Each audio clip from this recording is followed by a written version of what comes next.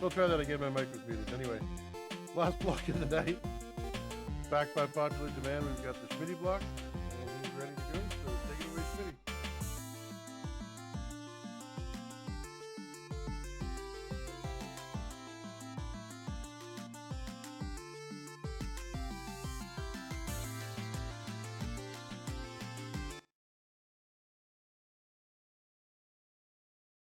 Seven NES titles for you here today, and most of them will be glitchless. If there are any glitches that I use, I'll explain them as we go. So without further ado, let's go ahead and get this started. Our first game here is going to be Renegade, which has a different story based on the localization of it. Oh, I almost got knocked in. That was lucky. The original version of this game, you were Kunio chasing down your girlfriend who got kidnapped. In this version, you're trying to rescue your brother from a gang leader. The Western localization was heavily inspired by the 1979 movie The Warriors, if any of you are familiar with that. But we're gonna run around beating people up and trying not to get killed ourselves.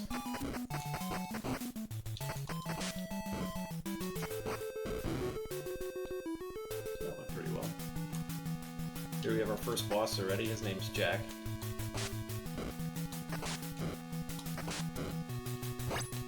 And he has some cheap tricks like all the bosses do, but we're going to try to avoid all of that by just giving him a quick beat down.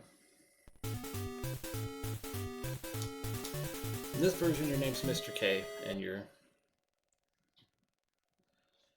trying to rescue your brother.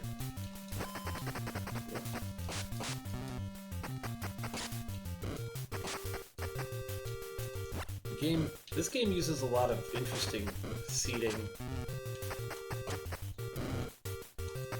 effects to try and fight back with you. And if any of you are familiar with the Kunio-kun games, the original version actually did have the Kunio sprites like you see in Super Dodgeball and River City Ransom. This version has these westernized sprites, I guess you could say.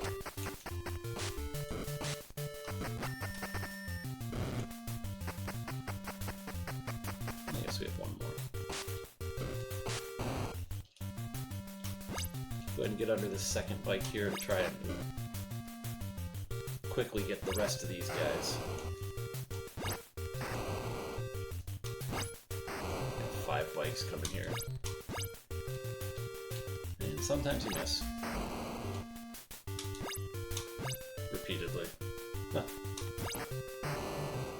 Get on the bike.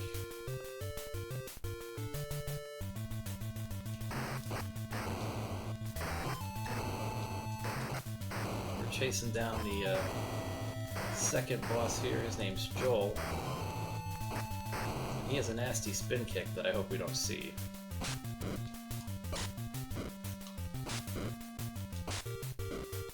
A lot like other NES games, there are fast strategies for a lot of this stuff. In this one, it's the same for every boss, really. You just rock them to sleep, as I like to say.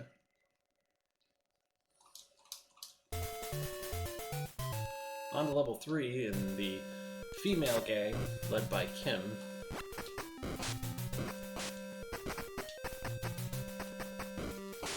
These girls are dodgy. You gotta be careful with them.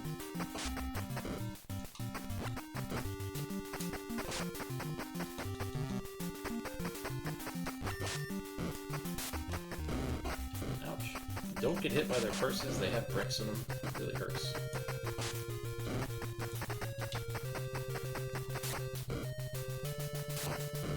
The whip girls are the worst. They're very, very fast.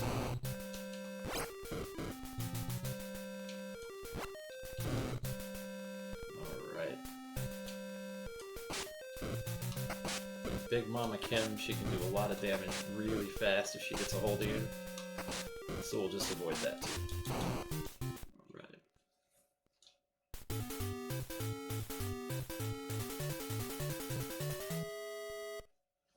This game's a lot of fun to play through. Once you learn the different strategies and techniques, it's not terribly difficult. Okay. Watch out for the stick guys. They're a lot like the whip girls. They have a very good reaction time.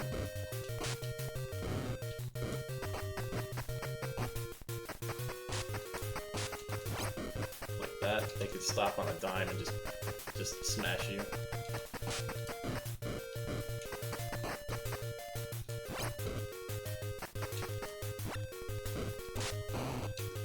So I like to make sure they don't get up when I knock them down.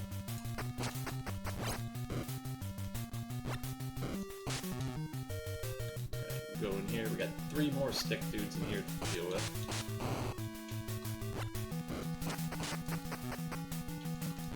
Just knock them down and give them a beating. Good old ground and pound style. Now we have the twin jacks. This is probably the hardest route in the game.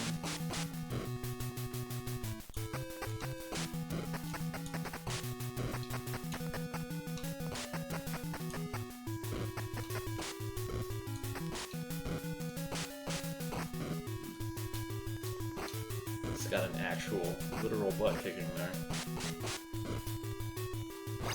Ouch. Ouch. Stop it.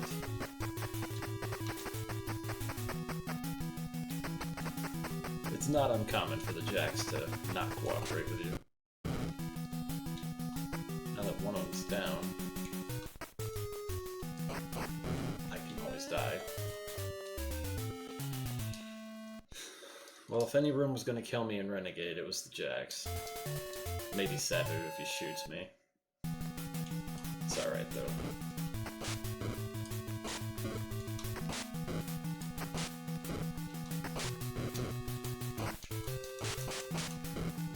Catch. Got them stacked up, but they're on different health totals, so I can't just beat down one of them. You should be good to go. Right. Lot better that time. This guy's just rolling me. Ah. So use the wall strategy, which is, in my opinion, more fun than the speedrun strat.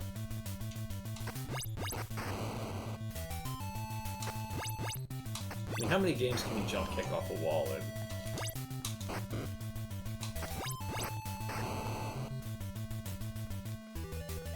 Here's Sabu. If we lose control of him for a second, he will shoot us. So let's avoid that.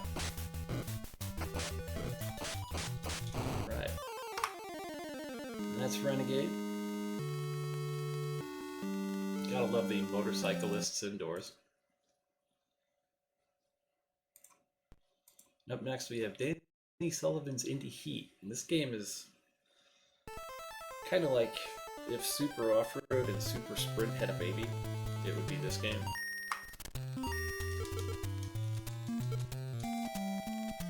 It's actually a lot of fun. It may be my favorite racing game on the NES.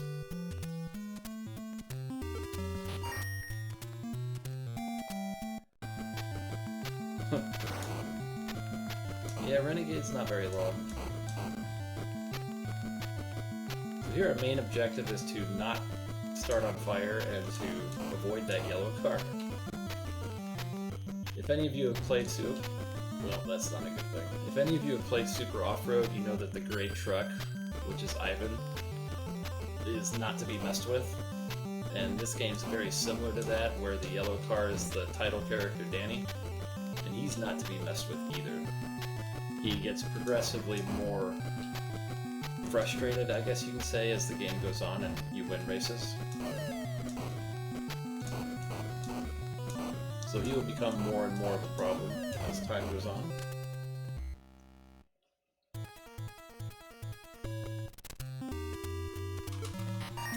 And really the objective here is pretty simple. We try to win races and we buy engines to go faster. Kind of like real racing, right? Just don't hit the wall. Hitting the wall is always bad.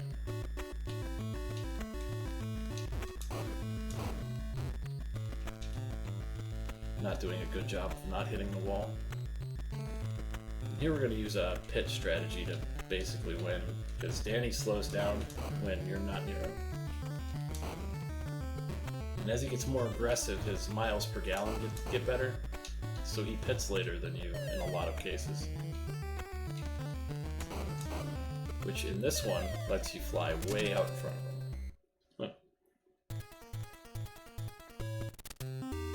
South California, here we have to be really careful of the yellow car. On the first 2 laps, we do not want him in front of us, so we'll just... or we do not want to be in front of him. So we'll just tail behind him a bit and push him along, because he won't pit on lap 2, but we will. He'll pit on lap 3 like the last race, and we'll use this... well, let's not hit the walls. We might lose this race because of that. Yeah. We can't let him be directly behind us because he will actually wreck us now, because I did hit the wall kind of head on. Your car does have health in this game. Yeah, we'll just let him go. That's fine, we started on fire. And it's okay if you don't win all the races, you just have to win enough of the races.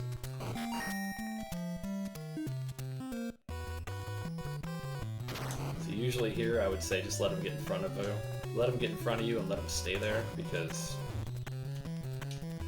on 3 consecutive wins the yellow car becomes pretty indomitable. He doesn't have any real weaknesses and he will crash you in a heartbeat. Since he just won a race, he's kind of chilled out a little.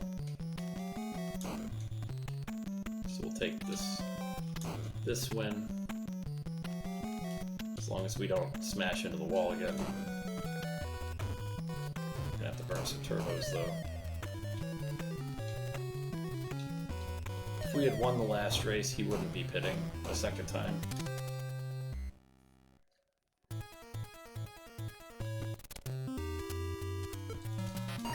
So now we have full engines, and everything else we buy from here is all turbos. So we are free to use some of them. I just don't really use a lot of turbos on this track because usually I don't have that many. I'll typically have like 10 or so, maybe, when I'm here.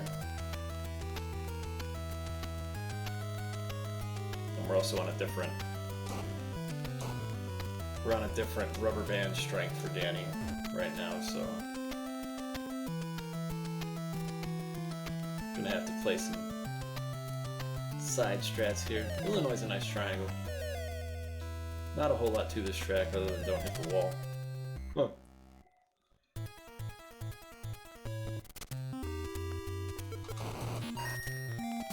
And on to Ohio.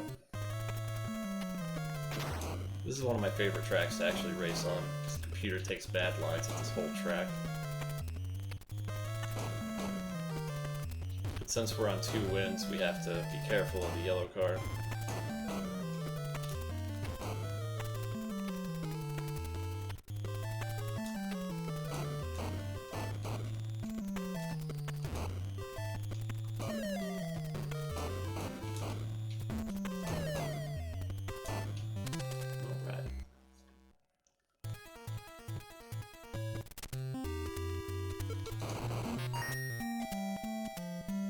Now we're on 3 wins and we need to be very careful here. So if that yellow car gets behind us, we're going to be instantly on fire. And we probably don't win this race as a result. So our objective for the speed run at least is to push him along as much as we can.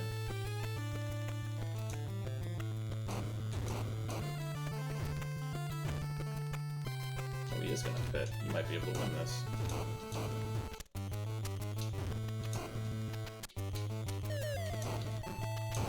That. Oh, we're on fire.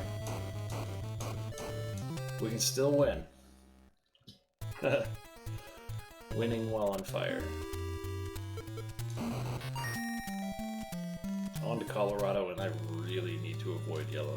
He's not going to pit here. because he will not pit at Colorado on 3 wins, let alone 4. Let's go ahead and take my lap 2 pit stop. Try to push him along as best I can to speed through.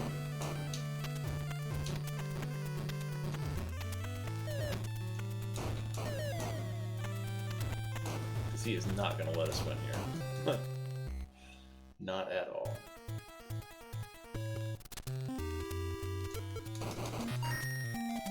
So we have plenty of turbos for the last race. We should have no trouble here. This is the Trade West Speed Bowl.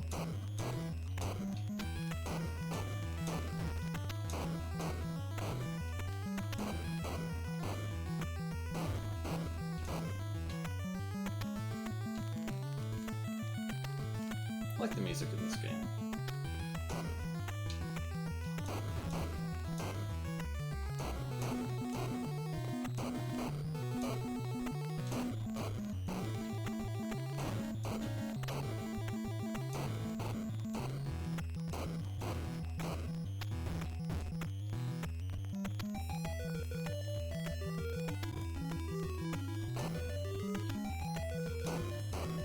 Not sure if Danny's going to pit again, but I think he will on lap 10.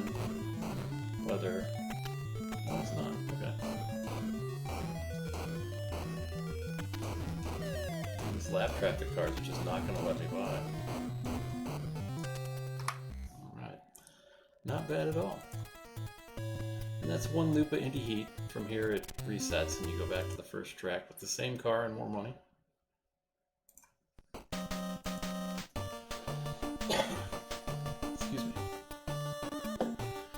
This is Rescue Rangers. This is the first kind of glitch we're going to use is lock the RNG in this game by watching the demo.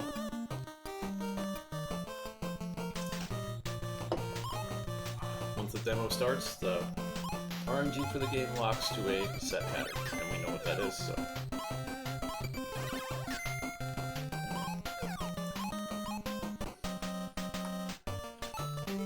Alright, let's go. Game number 3, Chippendale's Rescue Rangers. This is one of the most fun games on the list for sure. This game's a joy to play. Controls are excellent.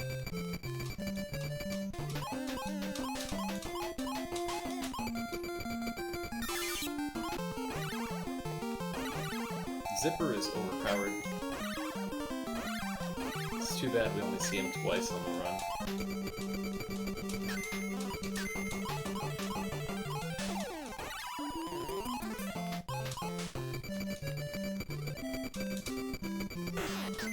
You're gonna see a lot of damage boosting on this run.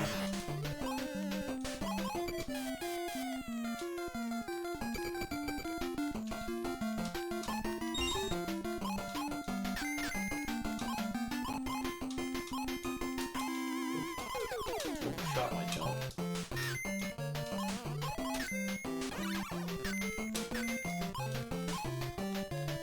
Alright. You're at the first boss. This is supposed to be a dishwasher. I don't know about all that now, but knock him out real quick.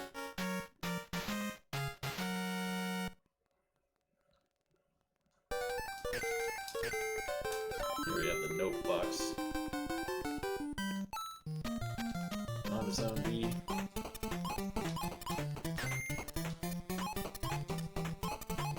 Let's see if I can get the faucets right.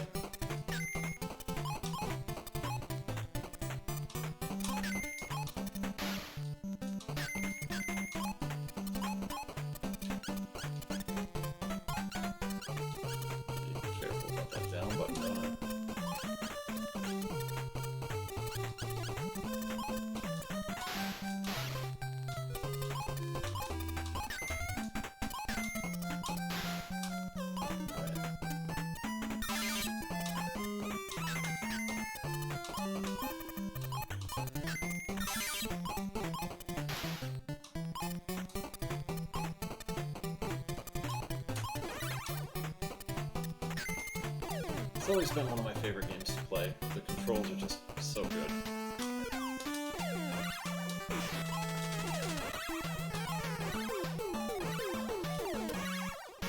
Good fast kill on the rocket ship.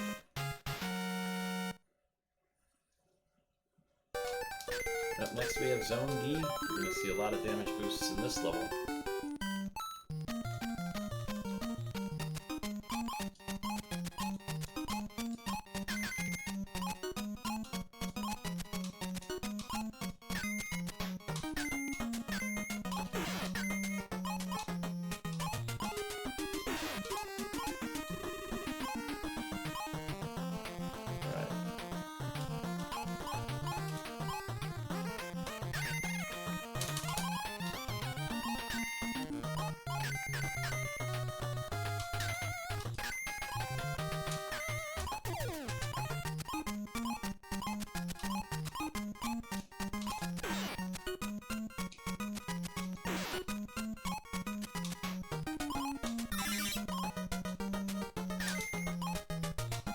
One of the more complicated levels in the run.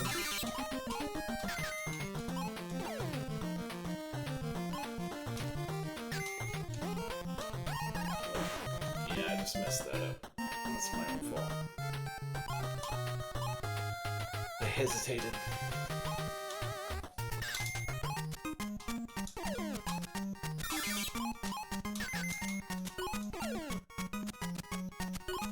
You can't really do that here.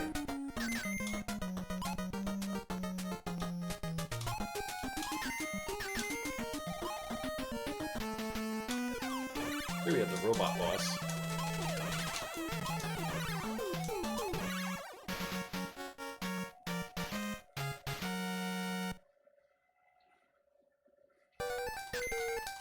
In the efforts of keeping it PG-13, I can't tell you what we actually call him. On to Zone F, this level has potential damage boosts that I don't really take anymore because I'm not very good at them. I forgot a box, I can't do the box thing. That's fine, we'll just wait here.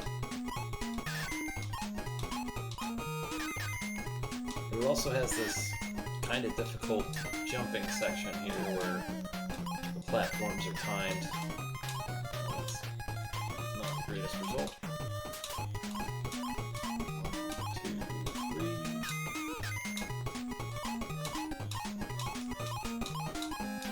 And you're through.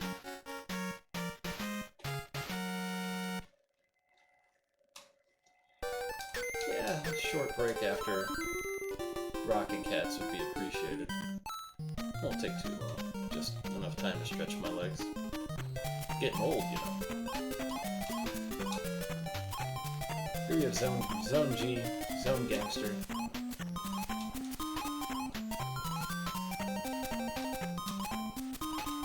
We'll take the noisy route to annoy our parents.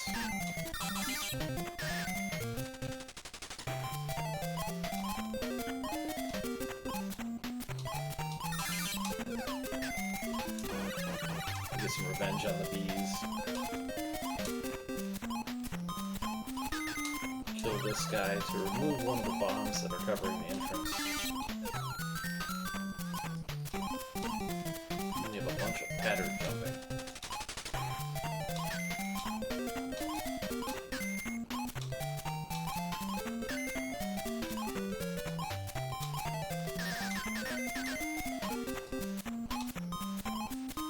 Then we have the Chicken Nuggets boss. He's throwing gold coins at us, but most of us just call him the Nuggets boss. That wasn't very good, but we got him.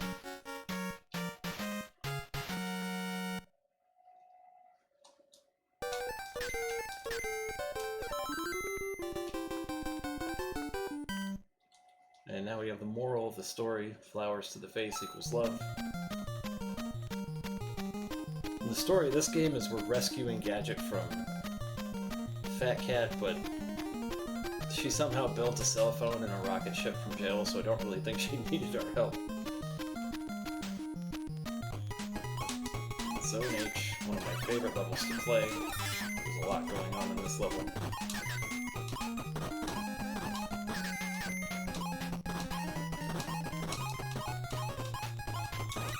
A lot of time jumps that are very satisfying to actually hit.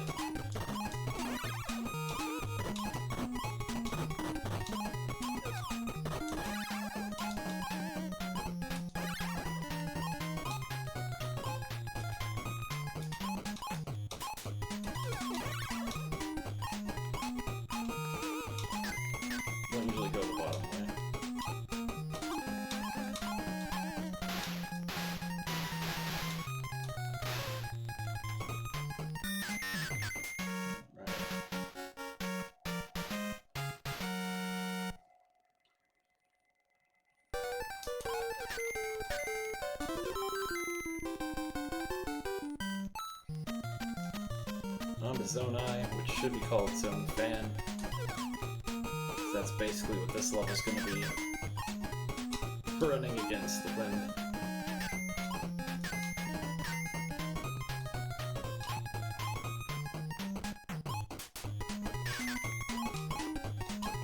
There are new strategies for this that I haven't quite worked out yet. So we'll just stick with the good old way.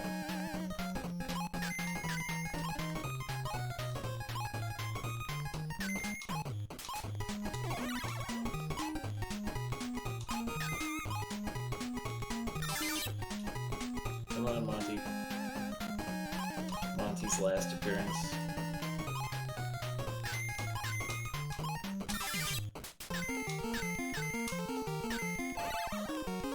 Also Zipper's last appearance.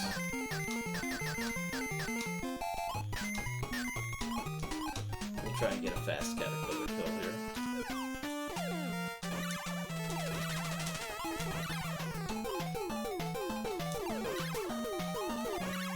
Alright, that was pretty good.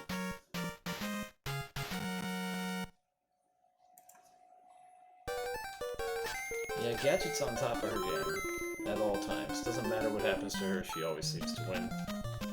And now we have one of the best songs on the NES, and I'll just be quiet and let you hear it.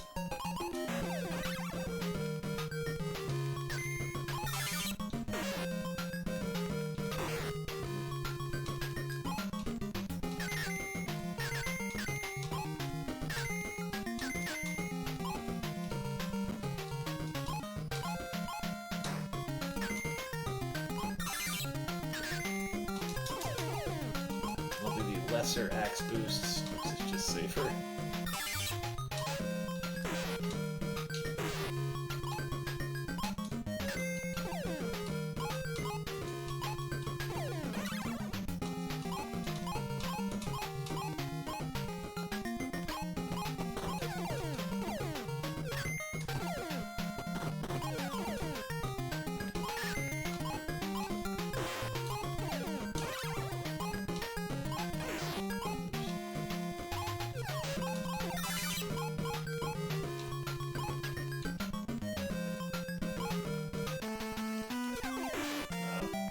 Wasn't fast enough on the toss.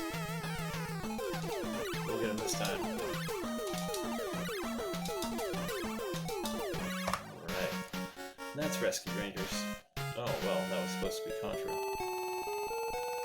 Wait, my bad. My brain just shifted into this without even thinking about it. Okay, now we're on to Contra.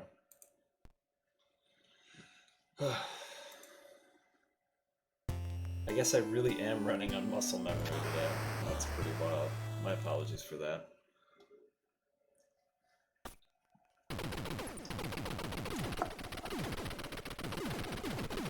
Here we have the notorious Contra.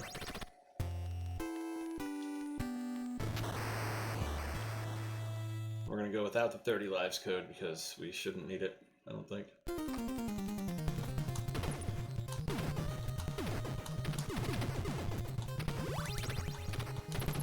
This is a pretty difficult marathon speedrun, primarily in the aspect of its seeded randomness. A lot of this game is the same every time you play it, but a lot of things aren't. Which will come more and more into play as the run goes on.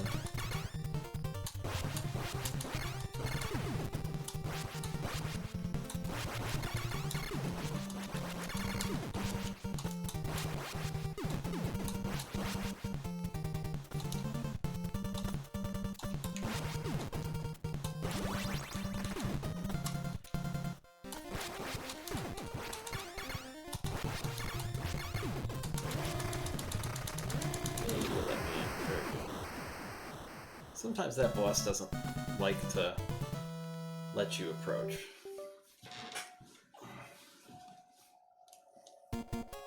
It's elbow time.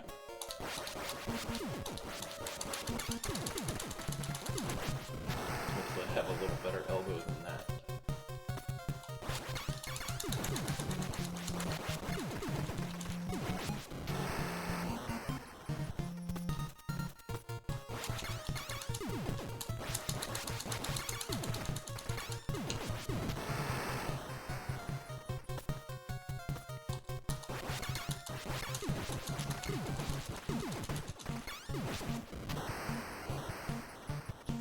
these, base 2 and base 4, the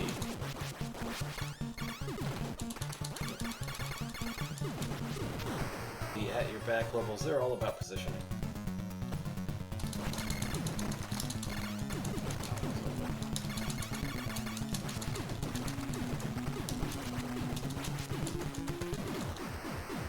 That could have been worse, so we'll take it.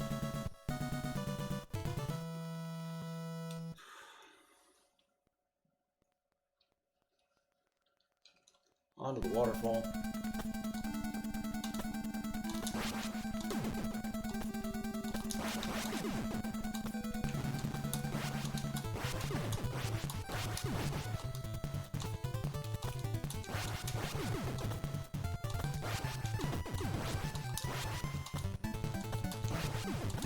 We'll take this B just to make our lives a little more free.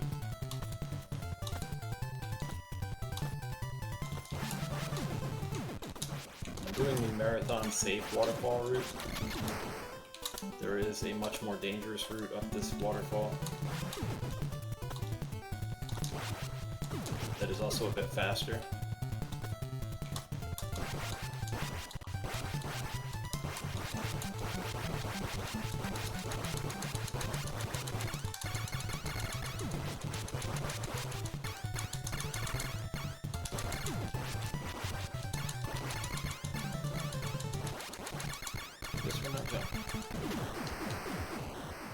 Alright. Into base 2 we go, level 4. This is the level that hurt my elbow years ago.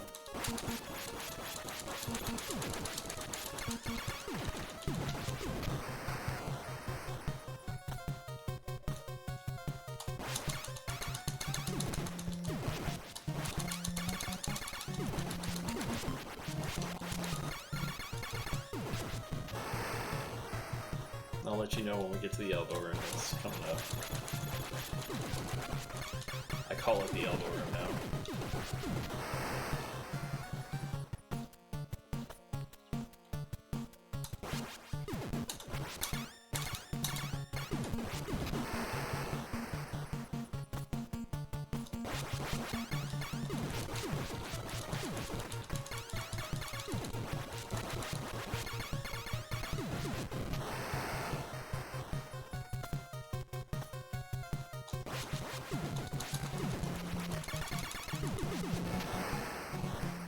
Good. This is the elbow room. So we're going to take this one nice and easy, because I've already hurt myself in this room once.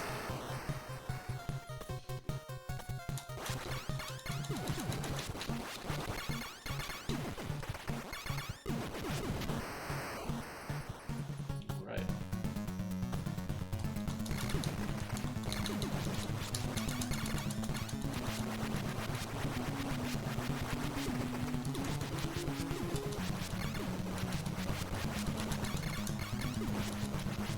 Just missed it. Alright. So now we're halfway done with Contra.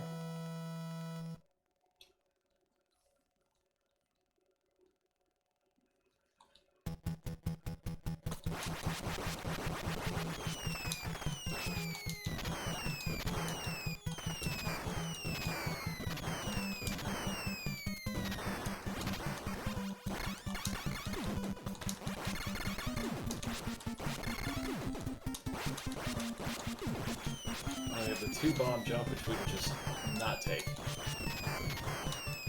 There's a 3-frame window on that jump that has no real stable setup point for it, so we just kind of don't do that one in marathon runs.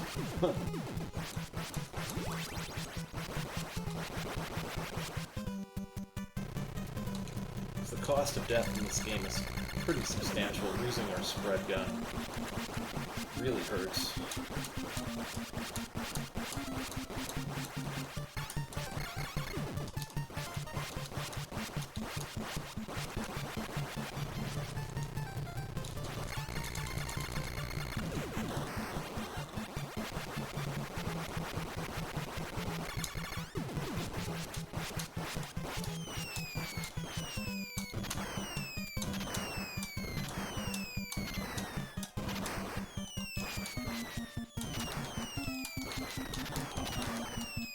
They tried twice.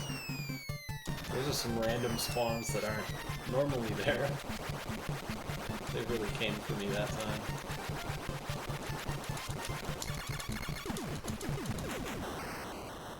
Alright, but we made it through Snowfield without dying. It's always good. If we can actually make it through Energy Zone without dying, I'll feel really good about this room. This level is rough.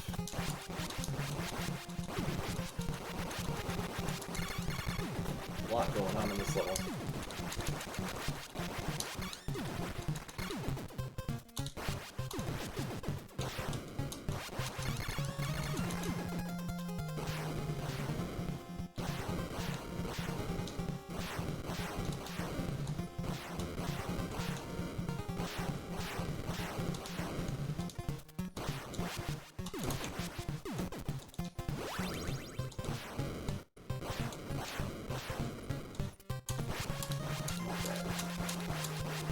Now it's head button time. We have the B, so we are invincible. We're just gonna run around bouncing our face off everything.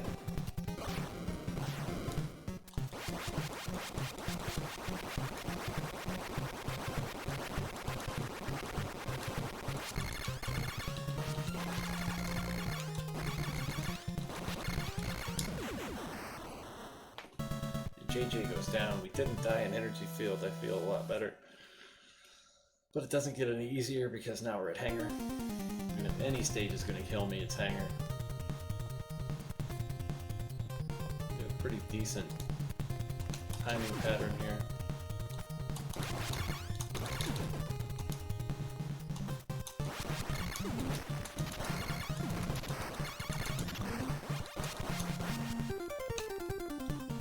I will wait.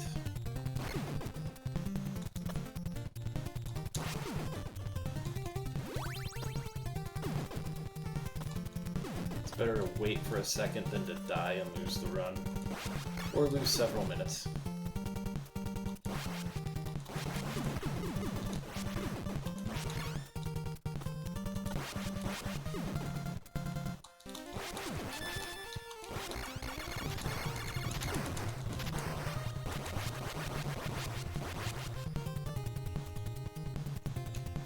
Take this nice and slow just to make sure we don't die.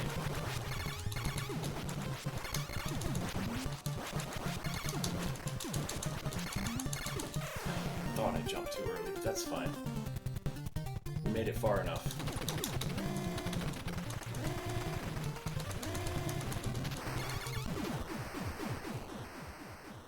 Now that we've made it to level 8, even though we lost our spread gun, we'll get it back. Just have to deal with this boss. I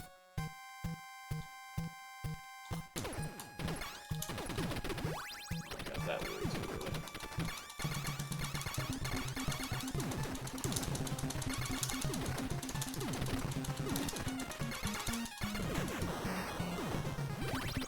Would have rather you had the M for that fight, but you can't always get what you want. Sometimes you just gotta make do with what you got. No way.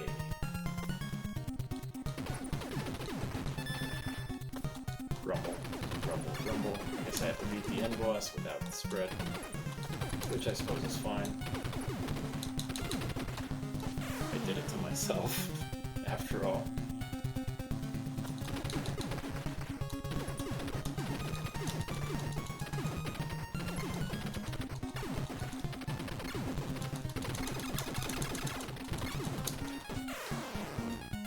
This might be a little messy.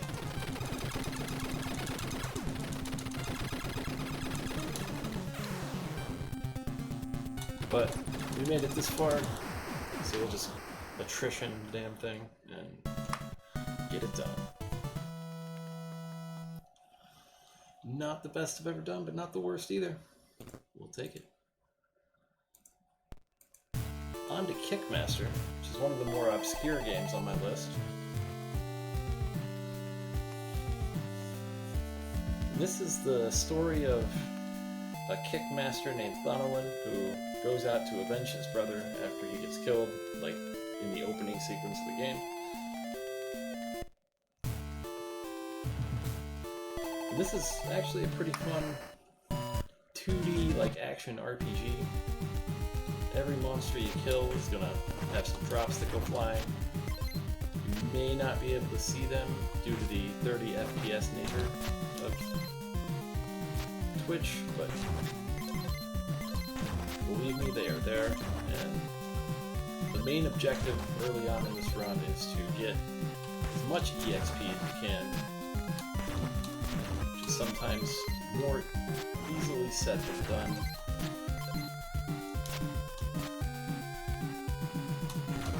A great deal of this game's speedrun speed has to do with the RNG of these drops, which mine were kind of butts, but we'll survive.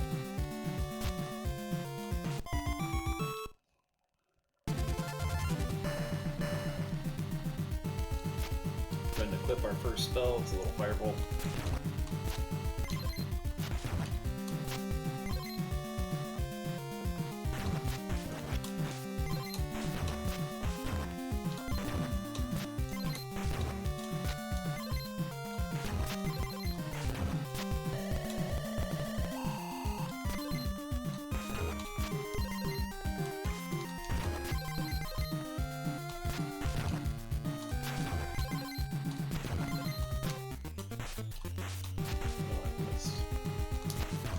Not good to miss.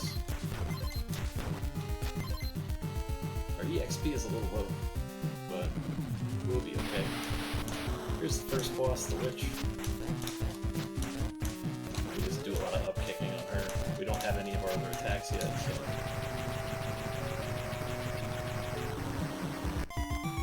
Then we get a heal spell.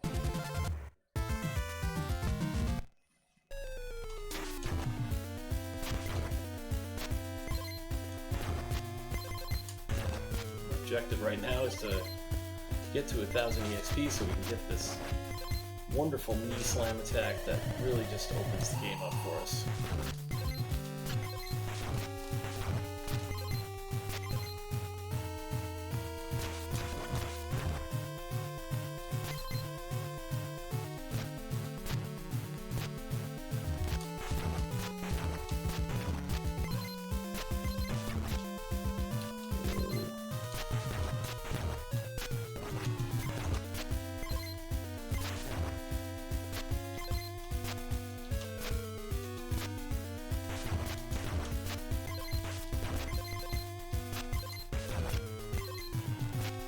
Kind of a slow farm, but it's alright. Grab this EXP, it's really low. Hopefully it don't make us wait too long for these.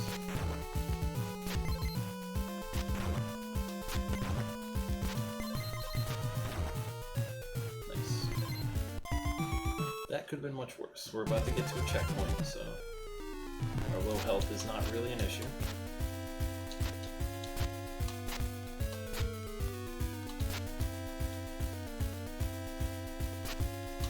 Just here, because my health is so low, I'm just going to intentionally die.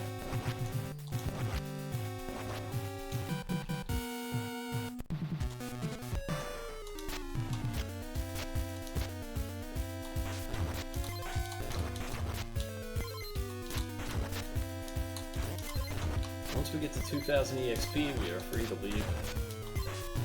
We'll go straight to the boss. And this boss coming up has one of the coolest sprites on the NES. There we go. So now we have the speedrun tool, which is slide.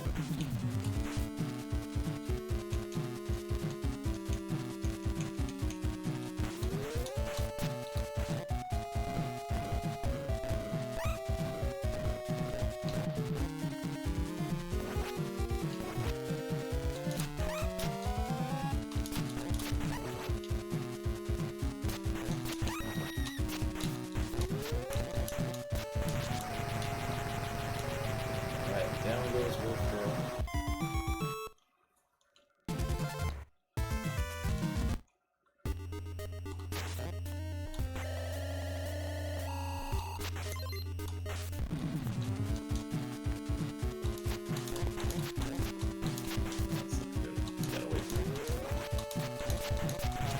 you can see the true power of knee slam on some of these bosses as I stun lock them in place with it.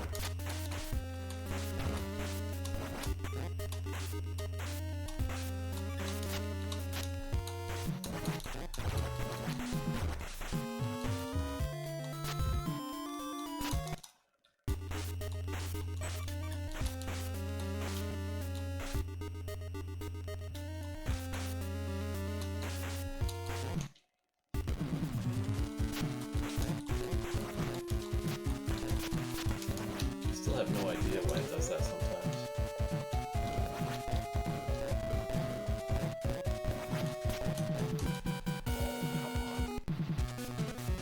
I had him. Let me turn around and do that. That's fine. We got the lightning bolt. We're on level 4, and this level is the last place we're going to actually do any real farming. I want to have about 2,700 EXP by the time I leave this level, and we're already pretty close.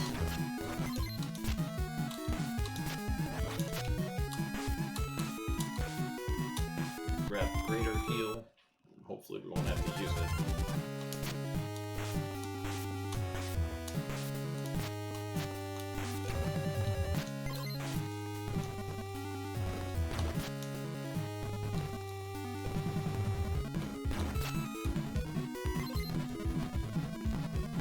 Safeties under here.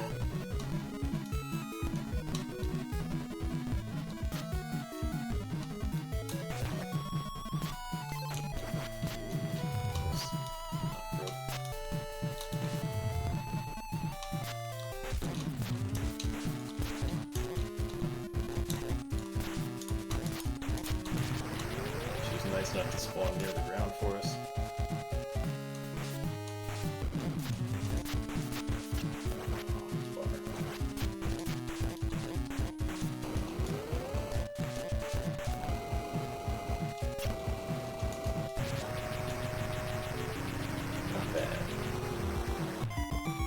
Probably have to take a continue. Hopefully we can make it to the last level before we do. Now we're on the ship. And this is one of the more annoying levels in the game, mostly because of the boss.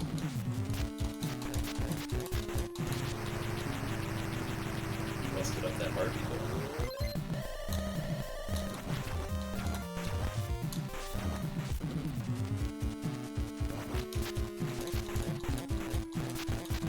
That's the true power of knee slam right there, just stun locking bosses.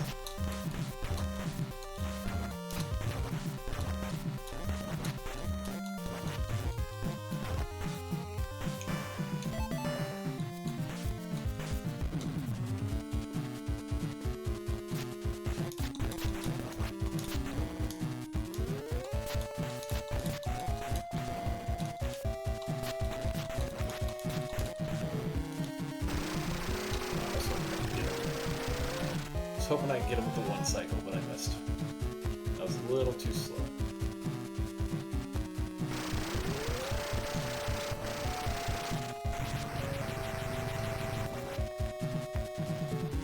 Those bubbles are like the bane of your existence in this game. There'll be more bubbles later.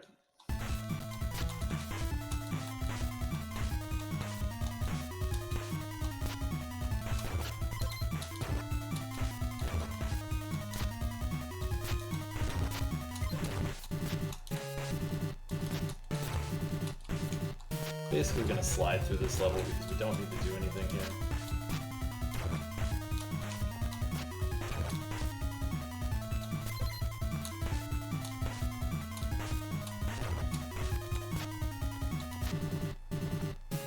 This is the don't stop part because they will key in on you really fast if you stop.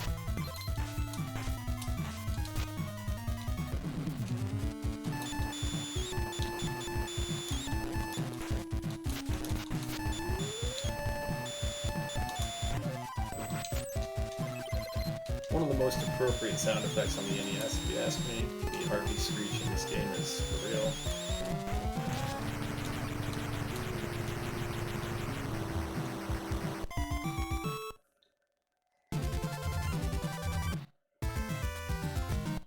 say Z2 bubbles are nicer than that.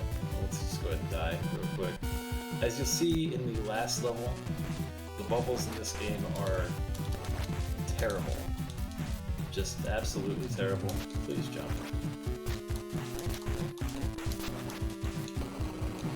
Met this problem.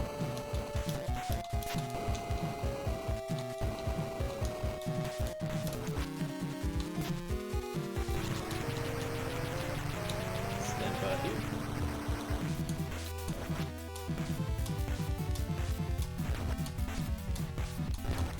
Got another harpy to deal with. We'll just let that one fly overhead.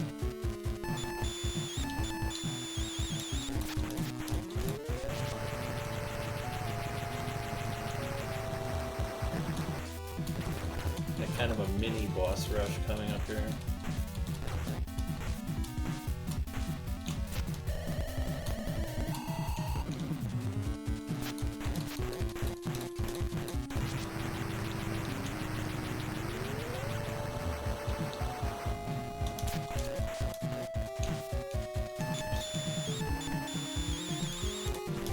Trying to prevent the screaming, but didn't quite work.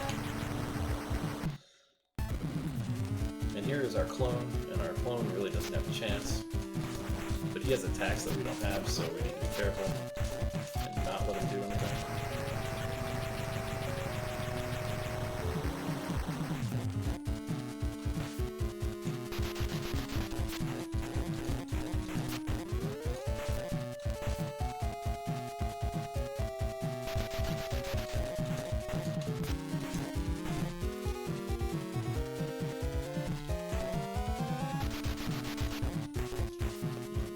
That just wasn't good.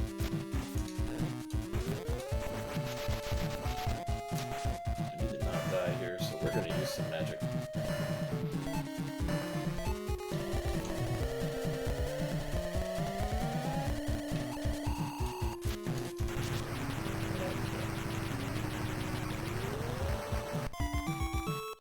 Although I suppose we could have died.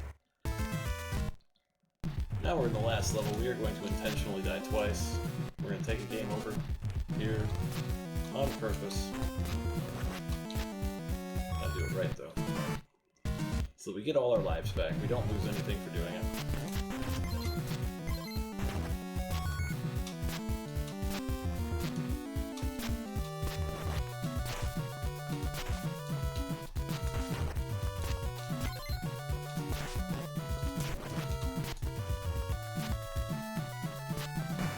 And here we're going to start using the only glitches that actually work in this game. This one being the earthquake glitch, which freezes bosses in place. Without it, we couldn't beat the game. I'll just say it that way, at least not with the experience we have. We would need about 2,500 more experience to actually beat the game without it. Because the end boss of this game is something else entirely. Belzed is really just not fair.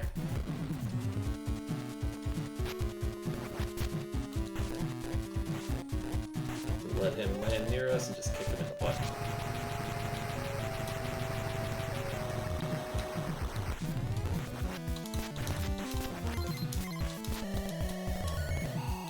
Now we have the dreaded bubble section. This is really just a horrendous experience. And it got me quick, didn't it?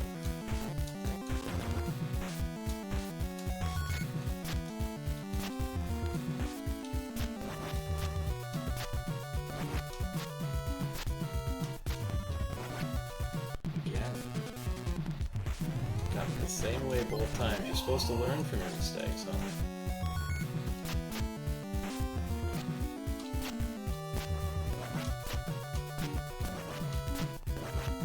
These bubbles don't stop even if you stop time, and they will just continuously rain down upon you.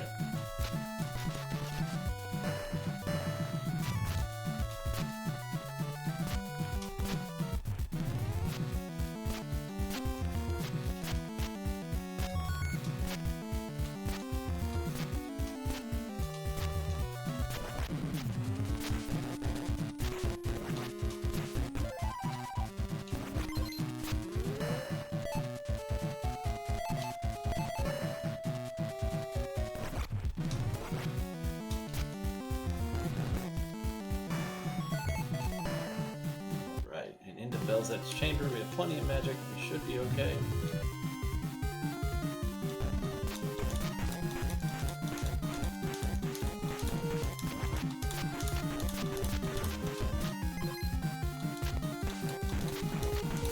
Gotta take out her 4 guards first.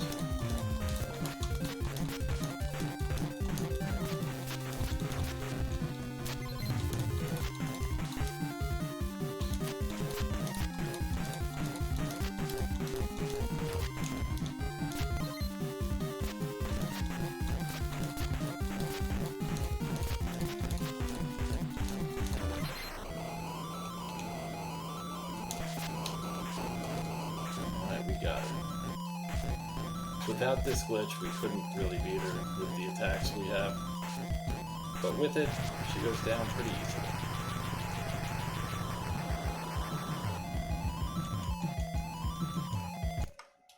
Right, GG.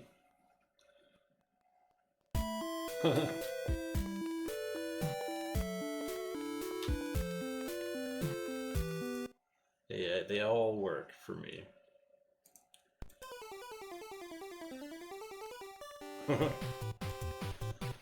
Thanks for the GGs. We are on to Rockin Kats, and this game's a lot of fun. This is the story of Willie and his girlfriend who gets kidnapped more than Princess Peach.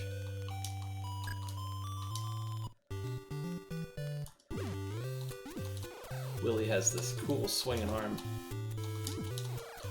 which is not really technology you expect to see on an NES game, but look at me, dude.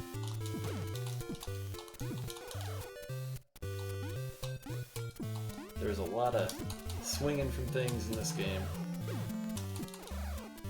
It's very heavily timing focused. Grab this just to be safe.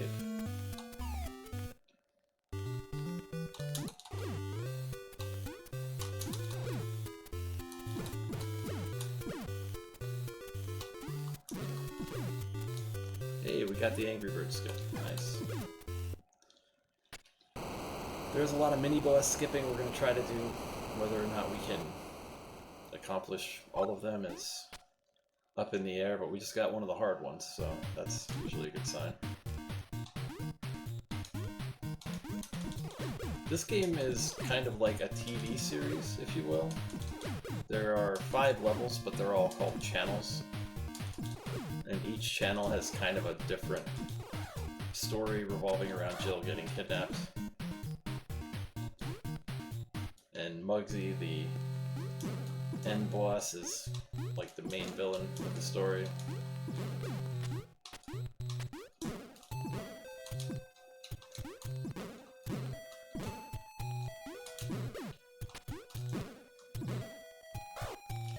Alright, game, you're gonna be mean.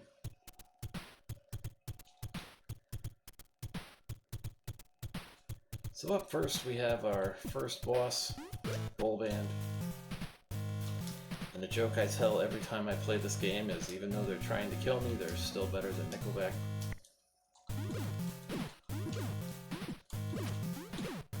The main objective is to kill the singer dog down at the bottom. But if you take out his bandmates, he will stop delaying between when he pops out.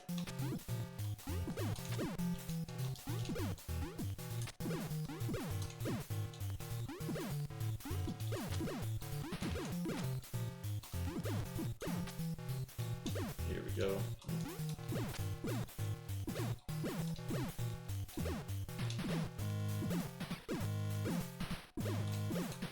And once they get locked into that pattern, it is all but over.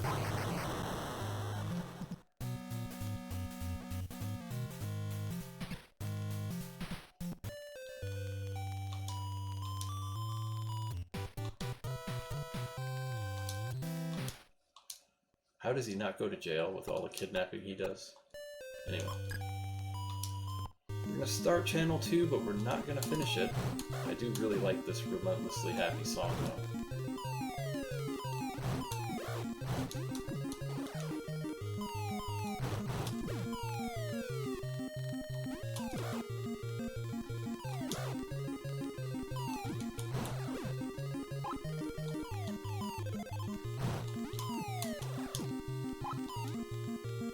game's very forgiving in a lot of ways, and very unforgiving in a lot of ways too.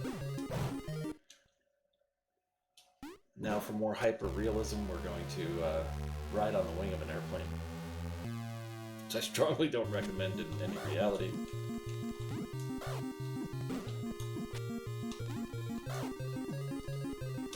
If you time it right, you can punch the back of the plane to make it go faster.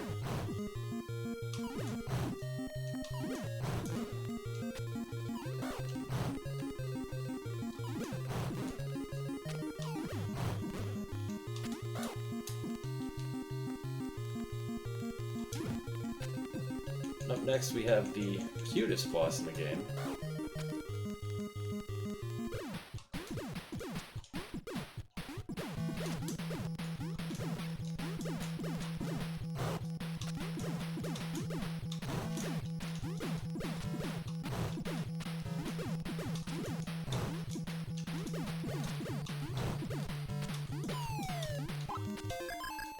Now we're gonna back out of channel 2 and go into channel 4. Because if we finish it now, we will avoid an entire subset of enemies that can spawn in this level that make it much, much harder.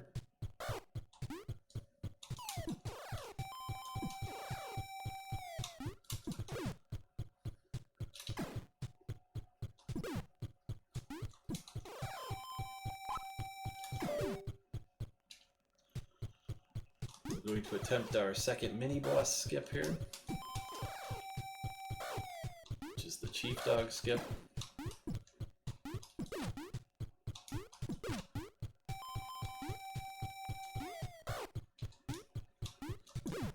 Which I failed miserably.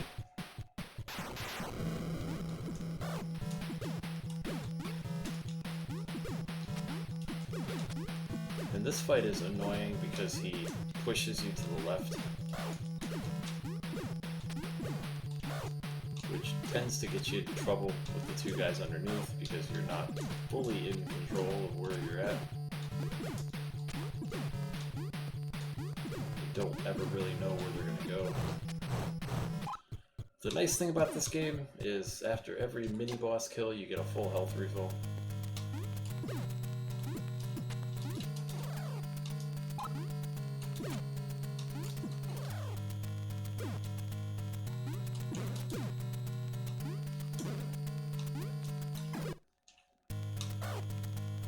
A lot of damage on our way down this way because it's just faster to eat it. I will die now. Didn't need to take that initial hit, but I typically take a death here anyway, so it's not a big deal.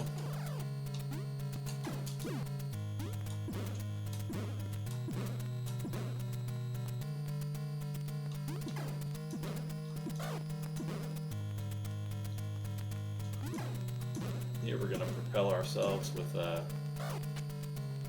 punching walls, even though the cart beneath us isn't connected to anything.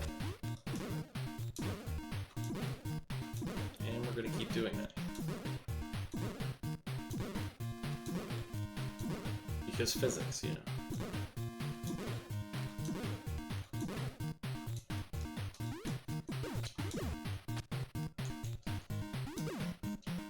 Up for a second because there's a health pack here. Kinda want it.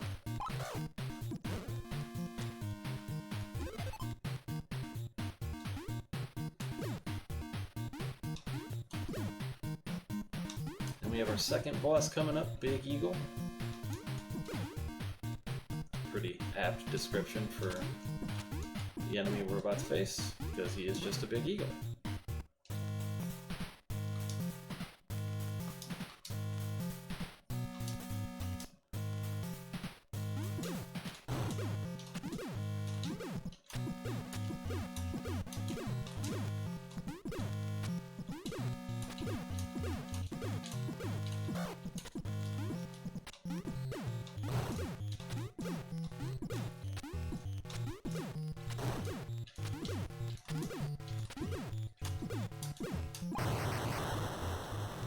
Down goes Big Eagle.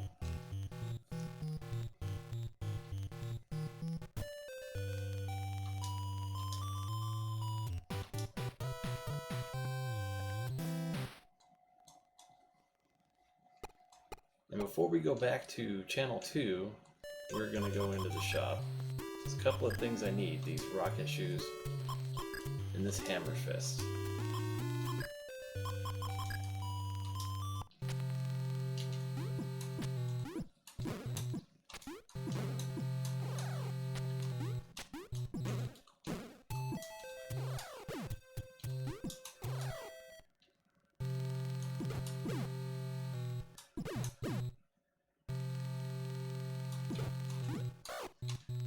Game. Stop harassing me.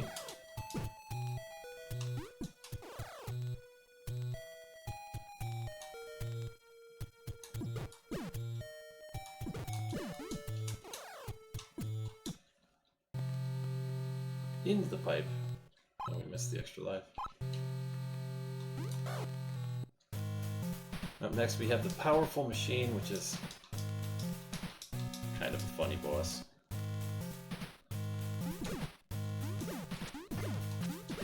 It's just these little hands with this finger gun.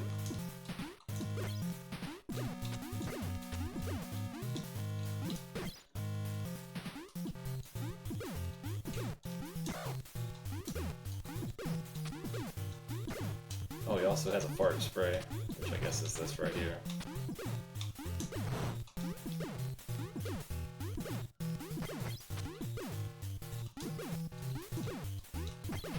And every boss in this game is an actual tank, like they all have a ton of HP. Got broken hitbox there, or sprite set.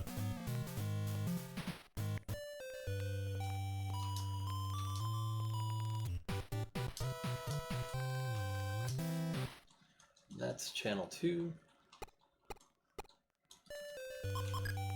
On to Channel 3, which is the clown show.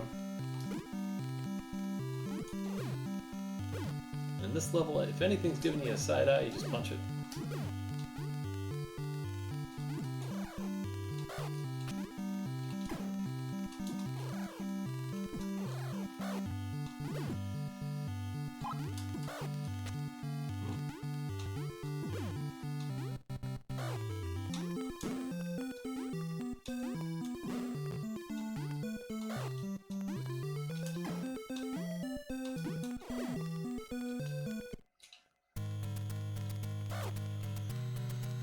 Try another mini boss skip here.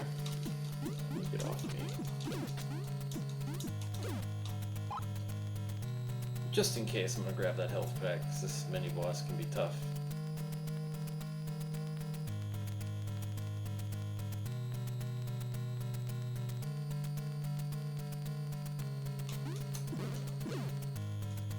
But we skipped him, so that's good. On to Skunkland.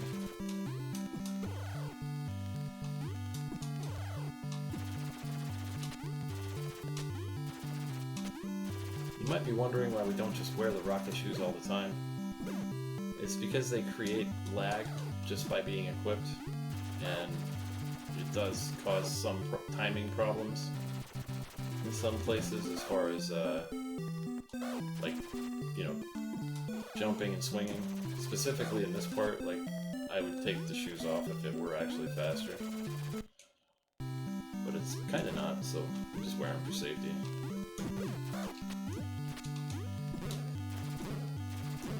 But for parts like this, where you can just sort of endlessly climb and be safe, it's nice.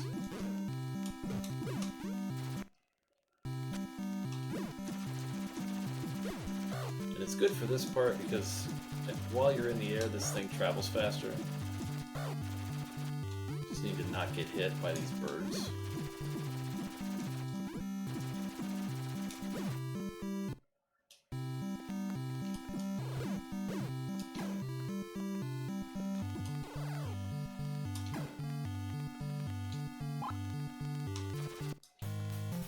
Alright, on to Clown Dog.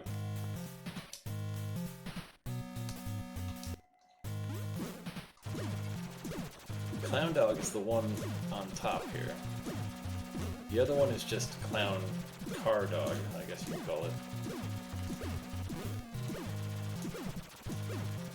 You can hit both, but you want to keep your damage focused on him. You can still hit this one too, if you want, but you don't have to. Just beat up on this guy.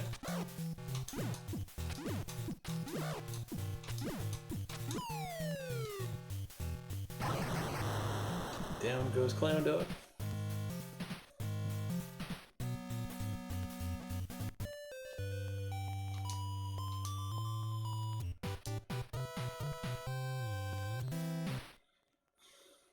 Alright, Channel 5, the last level.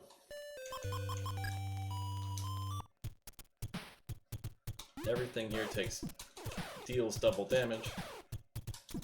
If you thought the game was out to kill you before, it really is now.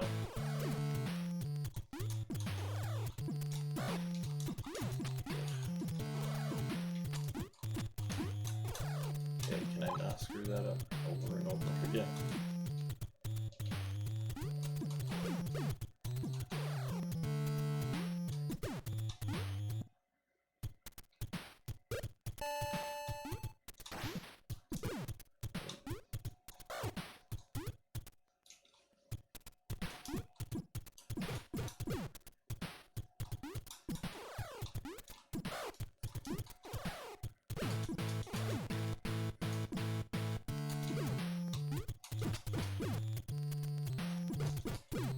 Everything here hurts so much.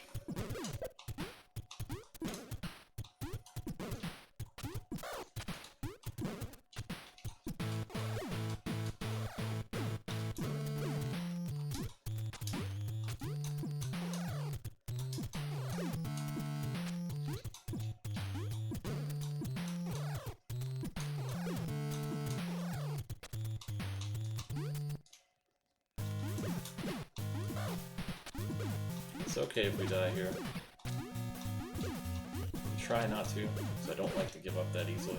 It probably would have been better if I would have just died immediately, because making it through this whole fight without getting hit again is going to be tough.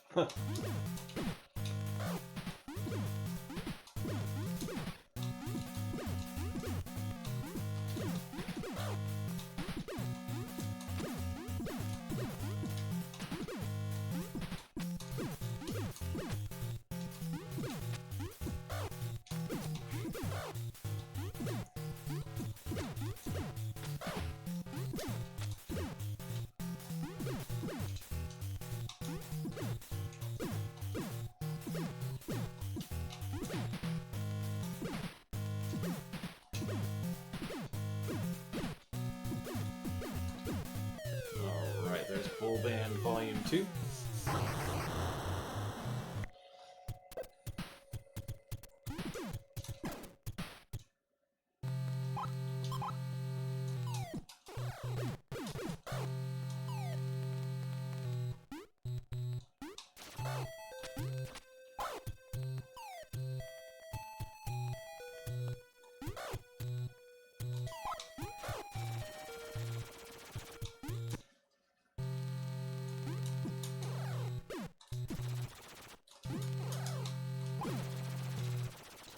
Just ruined the skip here. That's okay, we'll fight Ghost Dog too.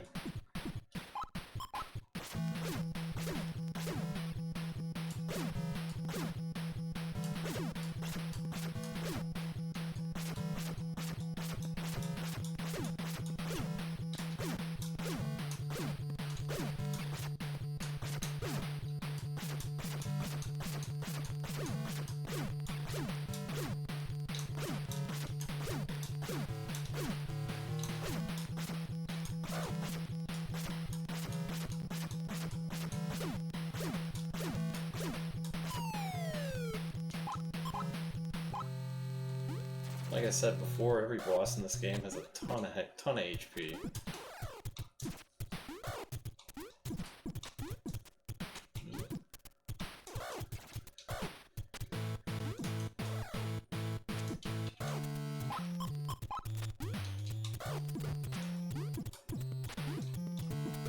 I'm having all kinds of problems with the timing of this right now.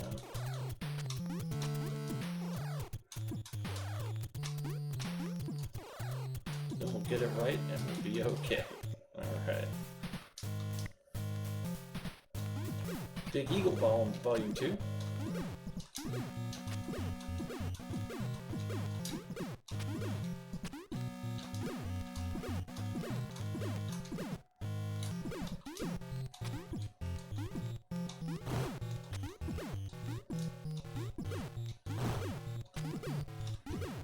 Once you learn Big Eagle's patterns, he's not too bad.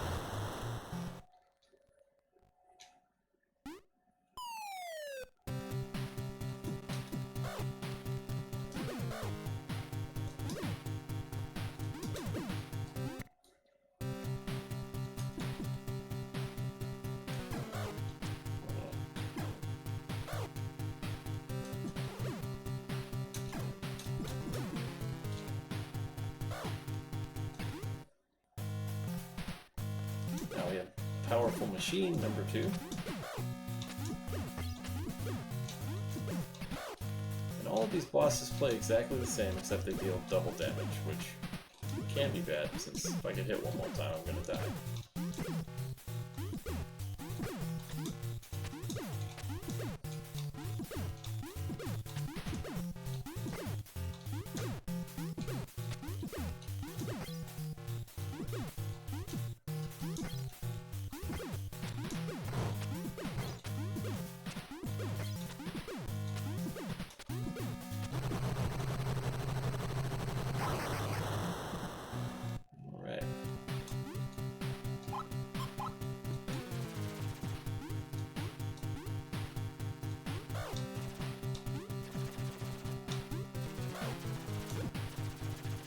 Skip that mini boss.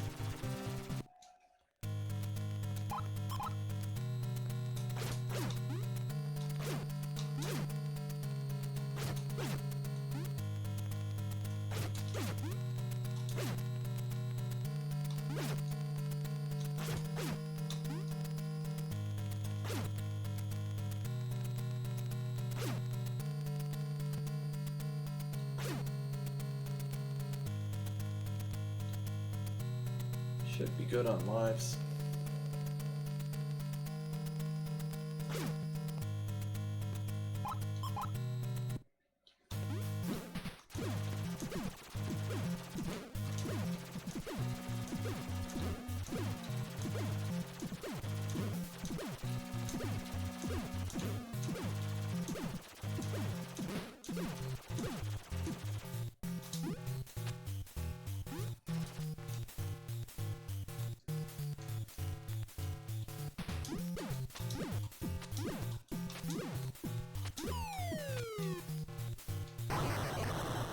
Very nice.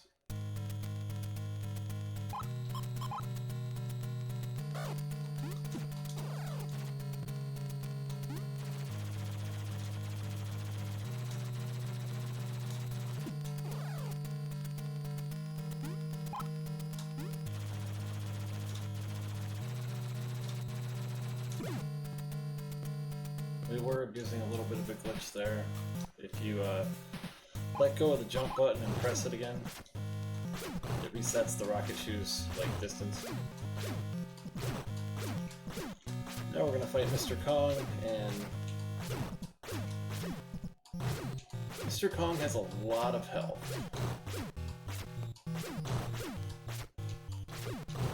We're gonna hit him a great many times, and I'm sure you can see why I feel bad for Mr. Kong a little bit. But we have to do what we have to do to survive.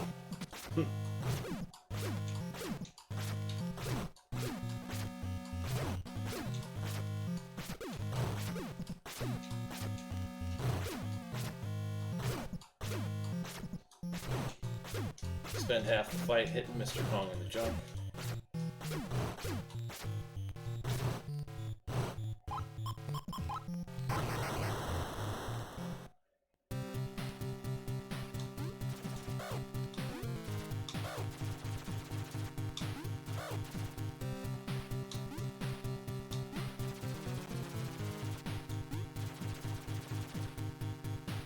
This is the last little section.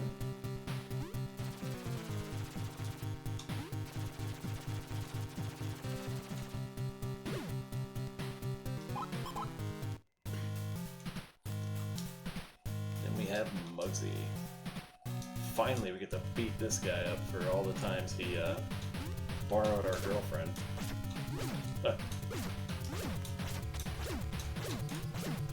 I hesitate to say kidnapped because I don't think anyone gets kidnapped that many times on accident or even on purpose. Like,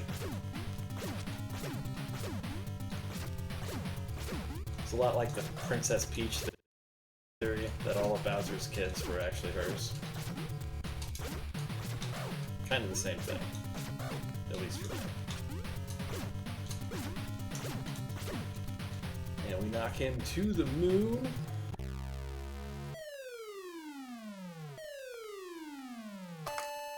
And that's GG. Yeah, 3+ times is definitely a pattern of behavior.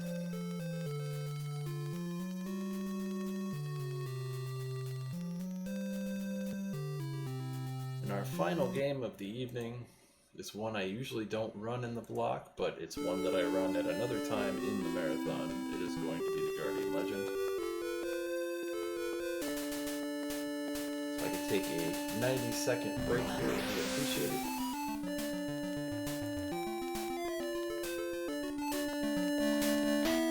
I'd like to thank everyone for putting on this event, and everyone who's hung out and watched, and everyone who's donated. I will be back momentarily to bring you the Guardian Legend.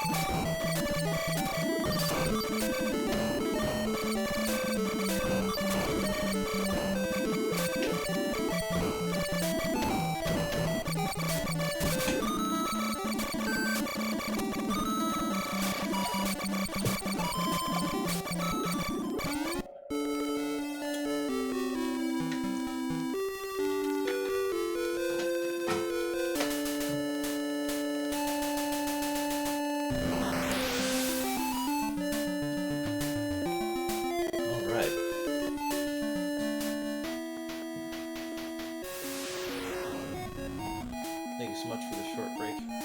It's kind of difficult for me to sit here that long.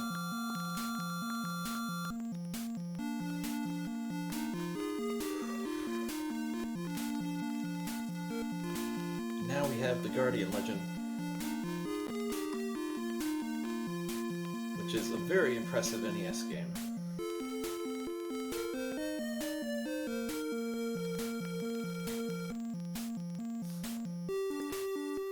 It's one of the hardest games I've ever had to run. So we'll just get right into this here.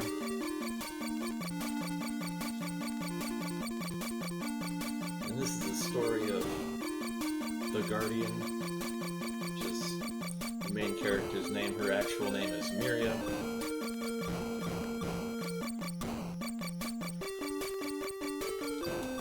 And you're flying to this planet to destroy it so that it can't infect Earth.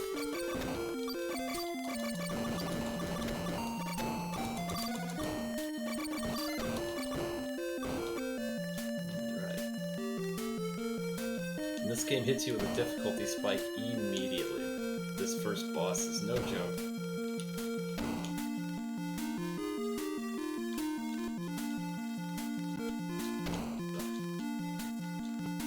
They have a slight drop problem here, but we'll see. Slow down to approach speed.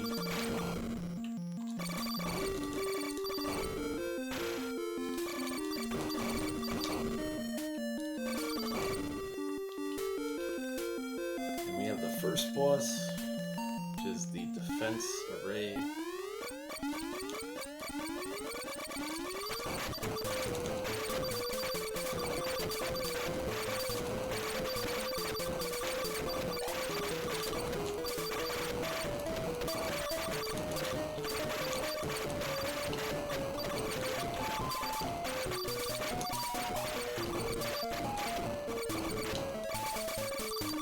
Actually wasn't terrible, so we'll take it. We are in Naju proper, which turns into a Labyrinth, Legend of Zelda style exploration game. We'll alternate between the two types as we go. Our first step is to pick up that quality of life rapid fire, so we don't have to mash anymore. And then we pick up this saber, because saber is overpowered.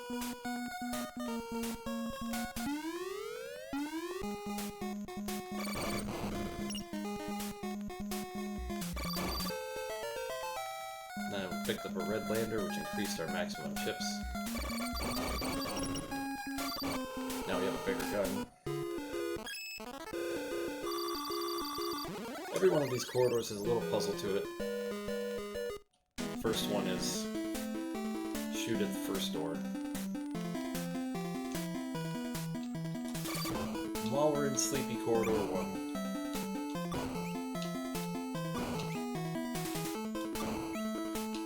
take this opportunity to thank the organizers again for putting on this event every year. It's one of my favorites. It's always to a good cause. This year it's Child Play, which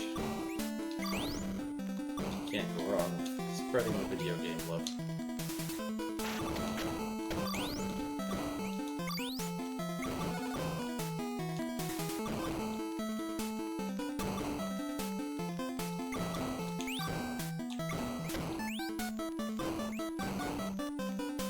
Watch out for the seahorses in this level. They will charge at you recklessly.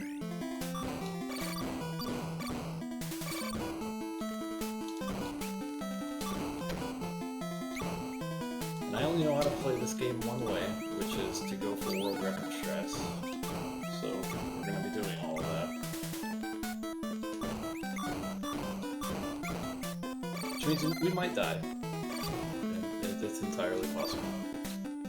If anything's going to kill me, though, it's probably going to be the Corridor 3 boss, Blue Optomon, who is widely considered the Great Wall of every category of speedrun.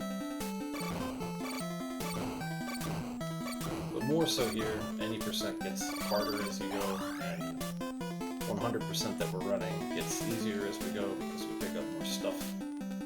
More stuff is good.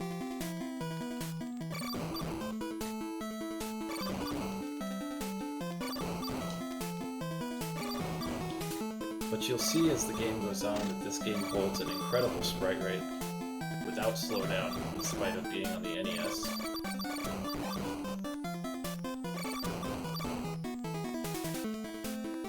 It's a tribute to Compile's ability.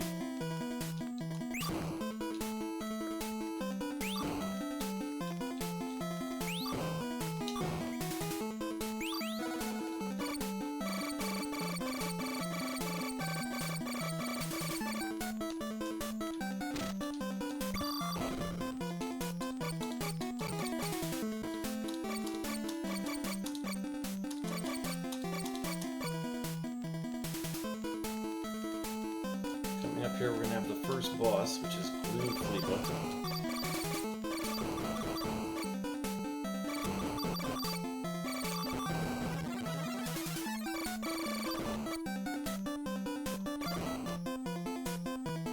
The strategy for this boss is pretty simple. You put the saber in his mouth and you follow him around.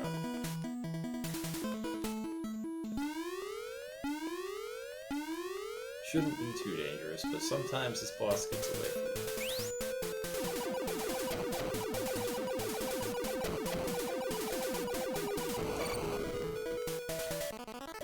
Got him. There's only a couple of things in this game you can skip, and one of them is the coolest part of the game, in my opinion, which is Myria transforming into a ship and back. Depending on how the run is going, at the end I will probably just let her transform without skipping it so that everyone can see it. And later on in the run, there will be some flash warnings, some full screen flashing that may be harmful to some viewers. I'll let you know if it's coming as best as I can.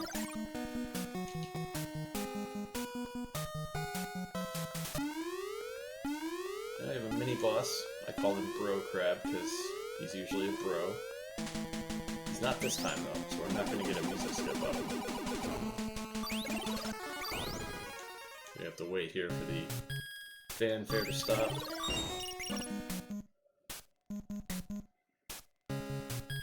We just picked up the first level Fireball and the first level of Cutter, which are two other very strong weapons that we'll use a lot on this run.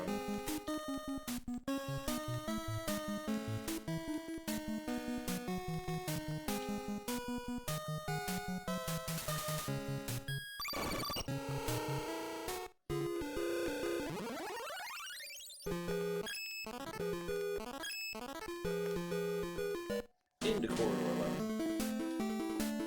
We need to be careful with our chip usage here. There's a red chip drop coming next, and that will be the only chip drop in the level. So we have to be careful not to use all of our fireballs. We're going to need as many of them as we can get for the boss.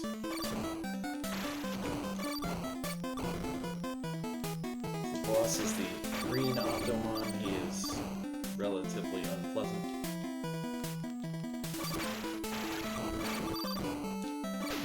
Here's our chip drop, and from here we're just stuck with our main gun. So we're going to do a lot of dodging.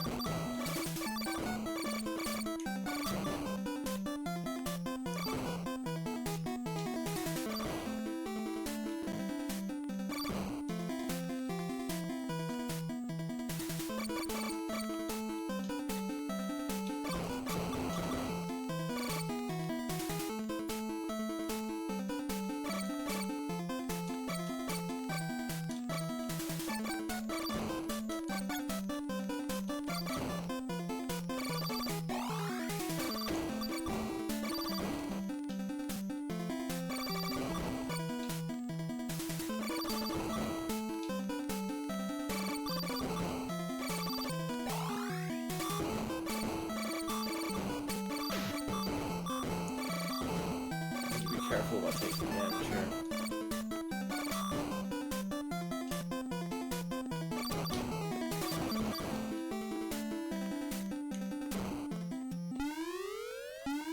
Right.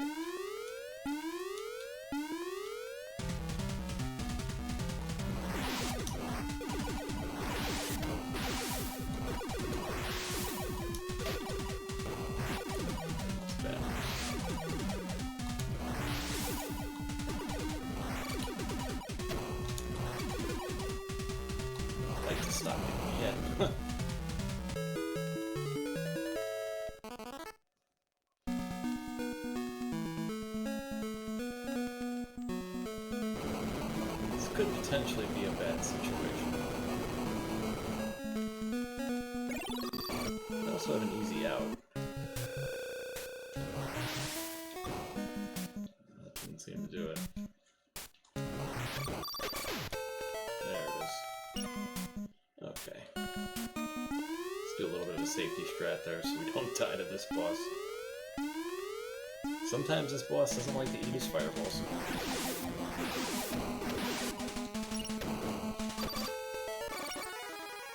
He did pretty good with it there, though. Now we're gonna die on purpose. Death warping is a big part of this run. So now we're all the way back at the start, and we get to go straight to Corridor 2 without having to walk all the way back.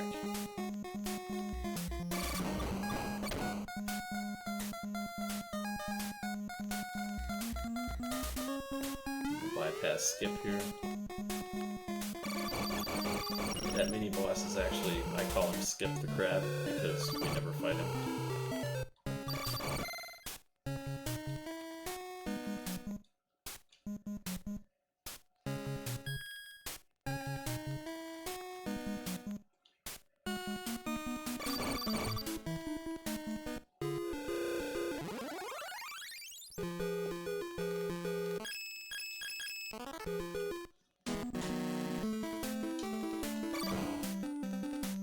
We got another red lander, so we don't have to be as careful with our chips, but we also don't want to kill too many things because we are trying to hold a drop table intact. So here's our mandatory Corridor 12 break. Cheers.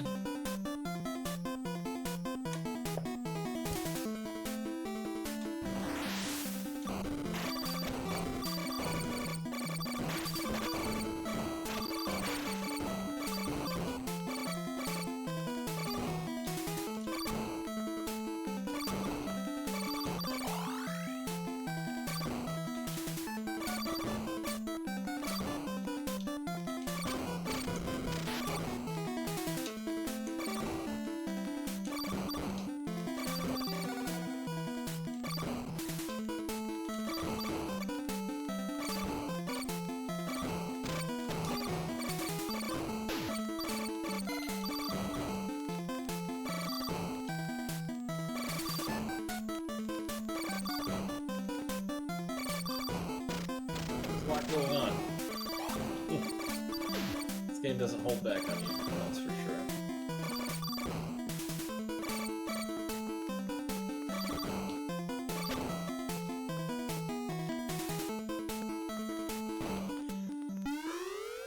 Alright, second boss is Red Fleepa. This one is fairly easy. You just need to knock it out of shape.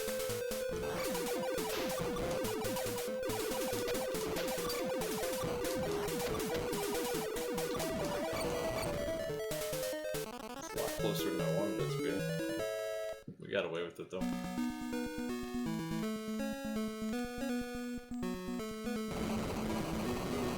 gonna pick up a laser here that we'll never use.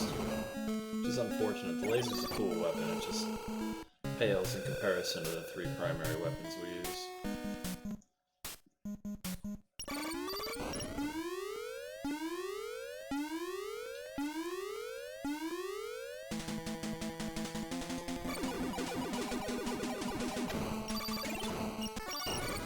Picked up attack 2 from that crab, which is going to be very helpful for us. There's our chip drops.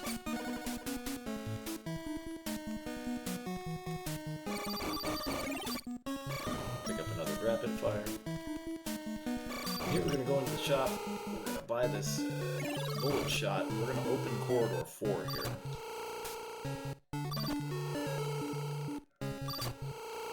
It is just easier to go in and out of a door 4 times if it's going up and down.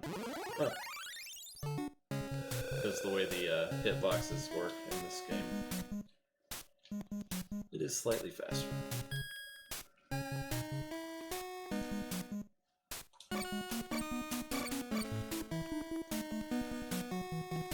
Alright, the puzzle for Corridor 2 is touch everywhere.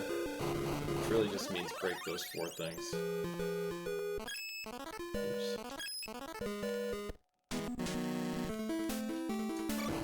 We go into Corridor 2 with no chips, which kind of sucks, but we should be back on track relatively quickly.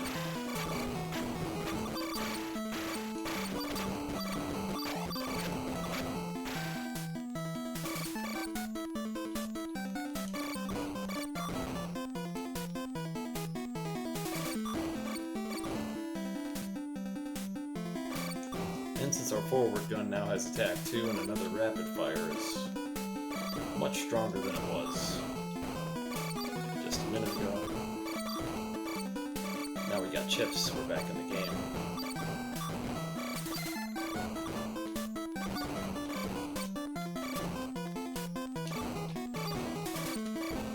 This is the last water level. After this it'll change to a forest thematic, complete with a different banger song. It's another thing they did really well with this game was the music.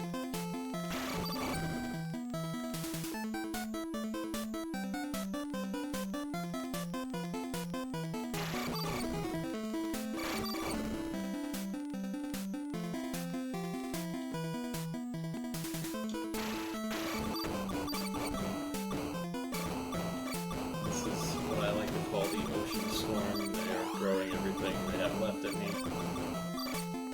They're tired of me being here and killing everything.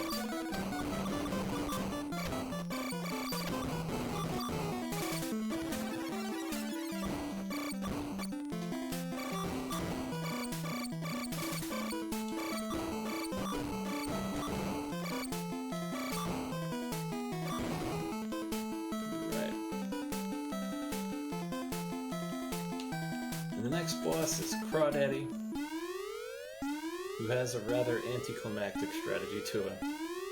You just kind of sit on his head and use the saber to bust him open. There's nothing you can do.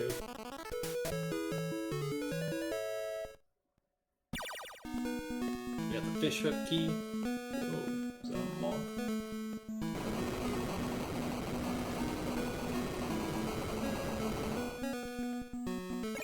Level 2 saber, which is a huge upgrade in strength. The saber and the cutter weapons, their strength is multiplied by your attack power and by how many of them you have. So this is actually 4 times stronger than the previous version.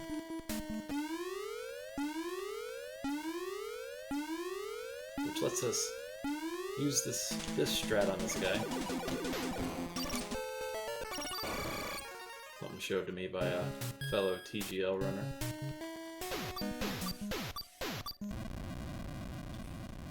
Take our intentional death and we will head to Area 3.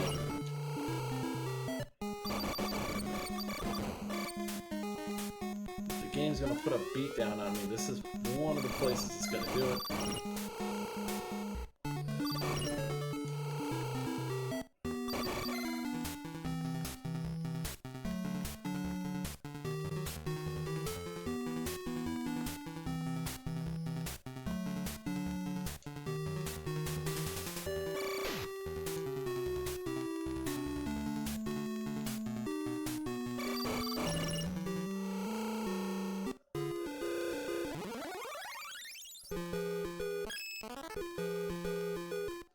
Right.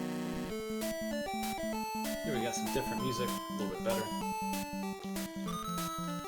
Corridor 13 is going to start raining on our parade, and it is not going to stop. Those meteors are going to come down the entire level.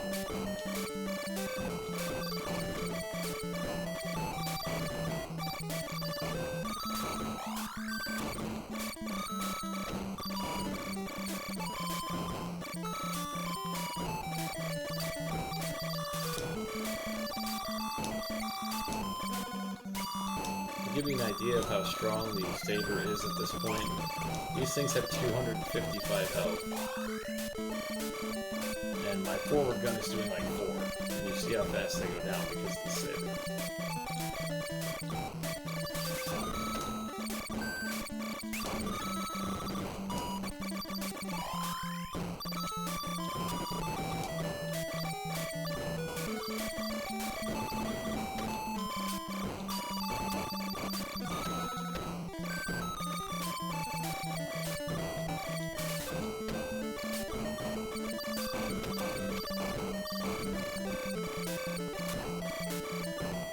Gotta be constantly vigilant in this level.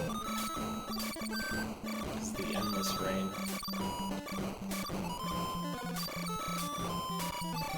Anyone who's ever been hit by a hailstone knows what I'm talking about. You don't really want to get hit by these things.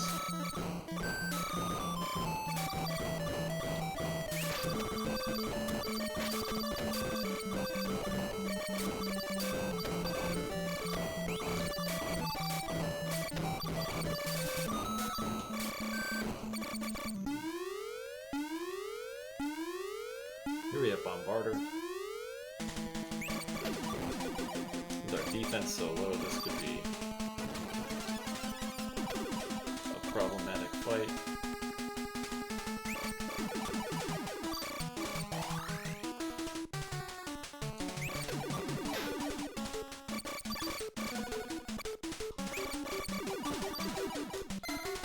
Gonna have to play it a little bit safe.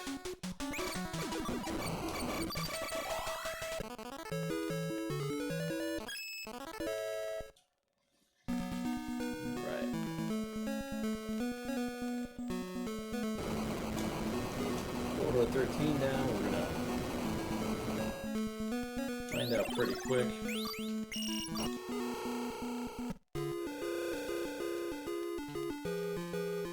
How well this run is going, because no run truly begins before we get out of Corridor 3. Corridor 3 makes me drink, so cheers.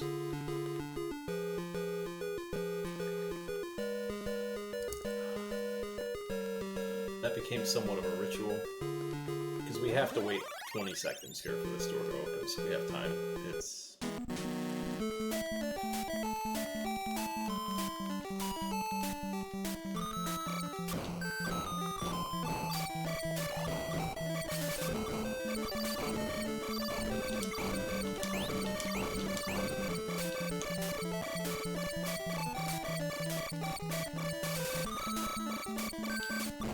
There's not as much rain in this level.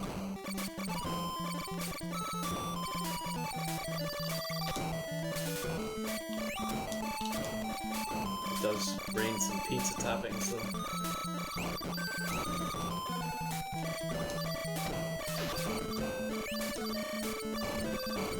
Our main objective here is to take as little damage as possible, or at least have full health with the boss, because this boss is for real and he doesn't play around.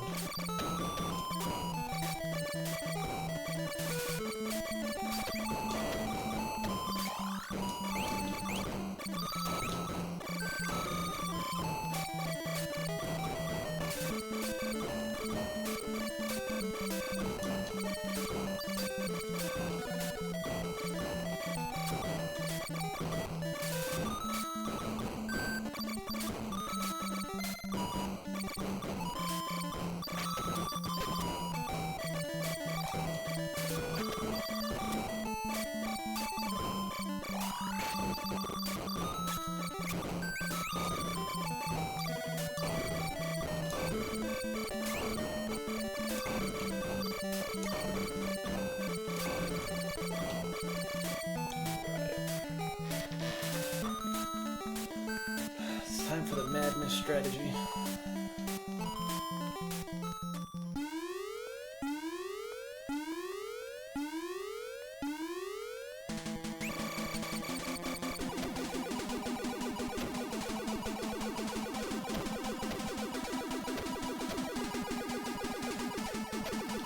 And that went sparklingly well.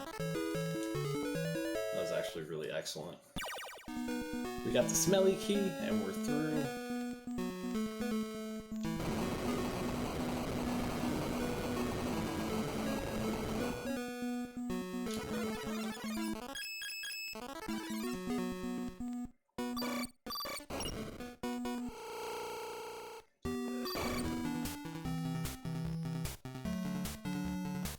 Right.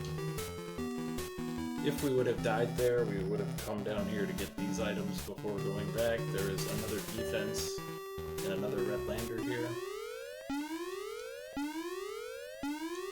But we managed to make it without him, so...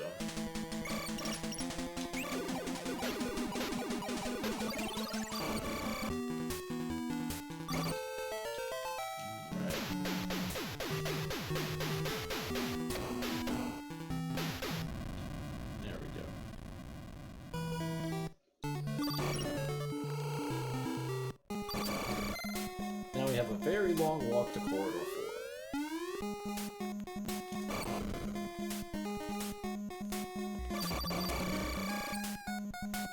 Put ourselves on a pickup pixel. So just do that.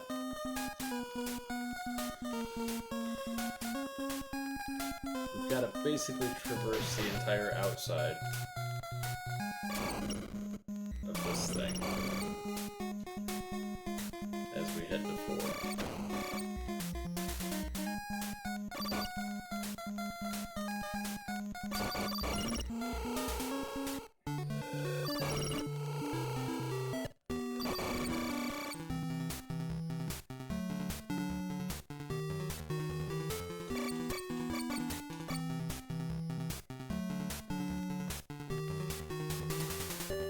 It's the second half of the forest corridors.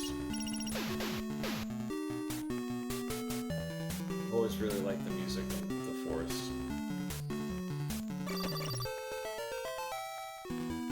Grab that blue lantern.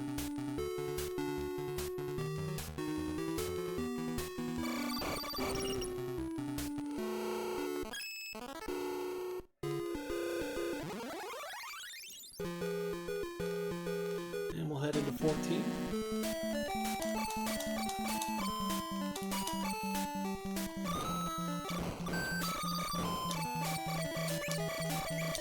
Surprised we didn't get a glitch laser. Oh, there it is. Glitch laser at corridor 14 welcomes us to an actual run.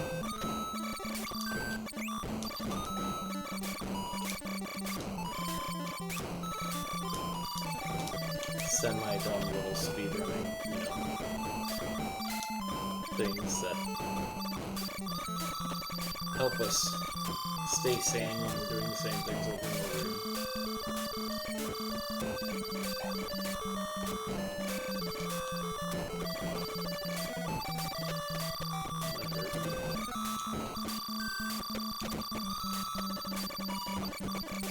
Oh, it'll be okay. The key to this game, playing through it and speedrunning it both, is to pick up these little drops that keep appearing. If you can always pick up your drops and you can be semi-evasive and just not get hit by everything, you'll probably be okay.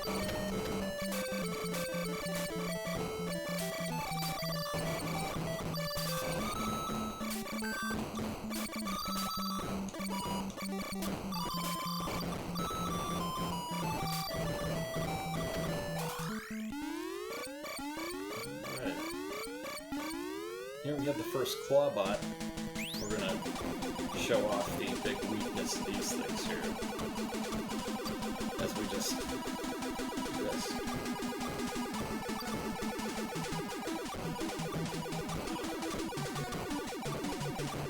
You can't touch us here.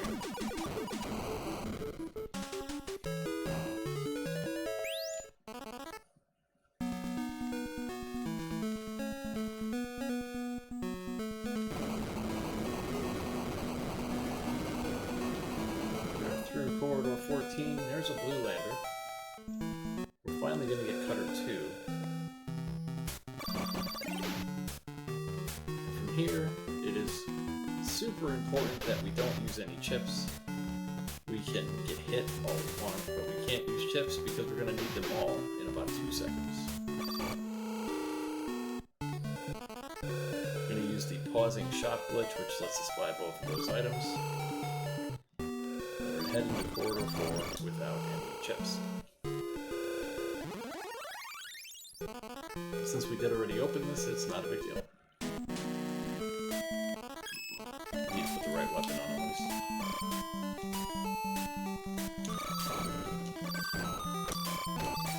Should be back in the game relatively quickly.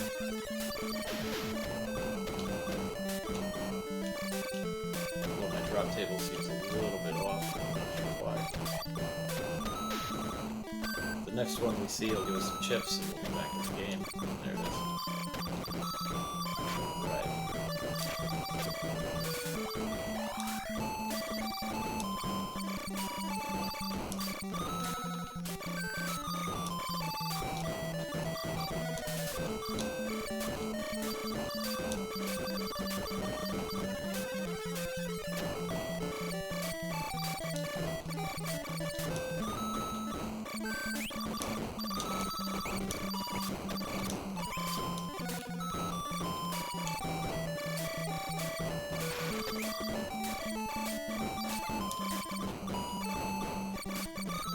The end boss of the forest corridor is the dragon called Terramute.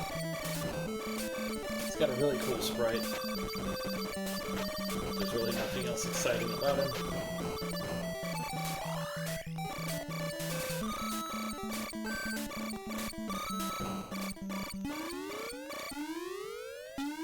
We're just gonna sit on his head with our saber. Kinda like that.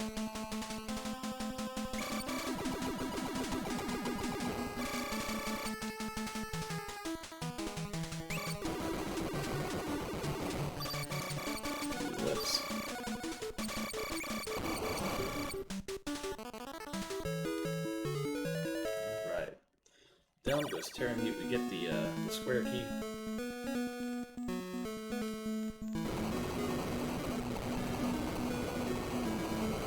The square key will let us into areas 5 and 6.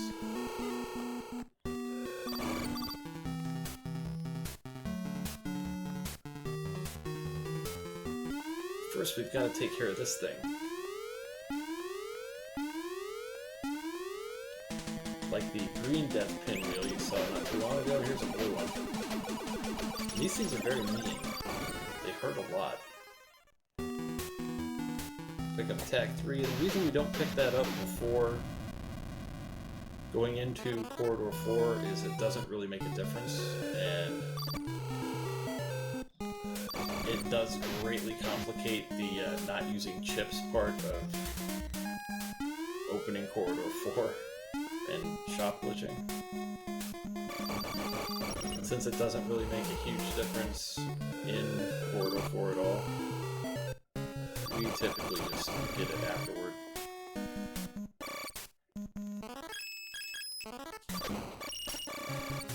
Now we're into area 5. This is known as the Crystal Corridors. Here we have one of my favorite bosses. I call him the spin to win boss. So we just get on top of him and we do this.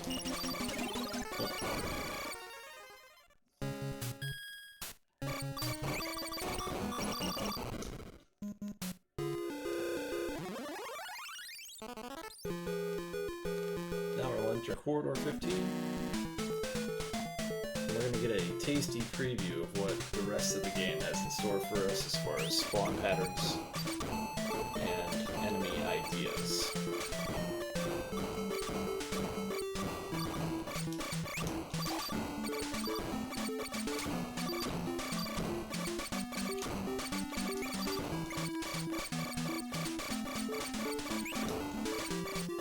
You need to avoid these laser trips because they are mean.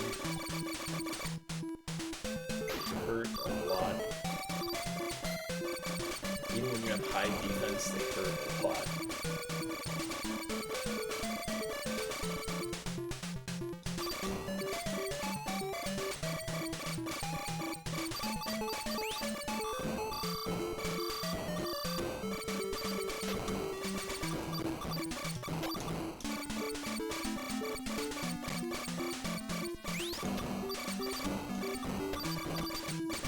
Pattern chips now. Just bombing us with shots. The nice thing about the crystal corridors is the drop table seems to be extremely friendly for the enemies here. Drops come down pretty consistently and makes surviving much, much easier.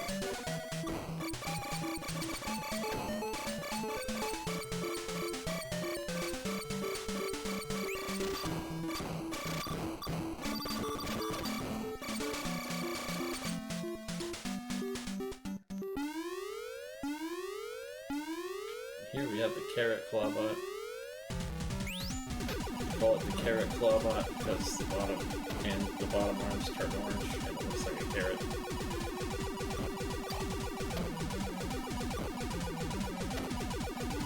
But we basically tear this thing apart all the same.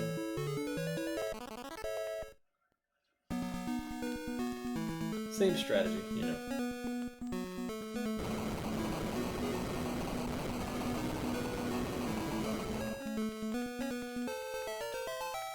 Here we have a red lander. Come over here and pick up this blue lander.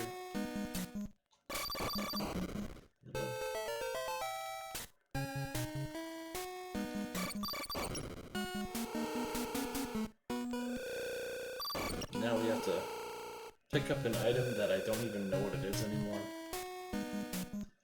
I'm not sure because I never really see it.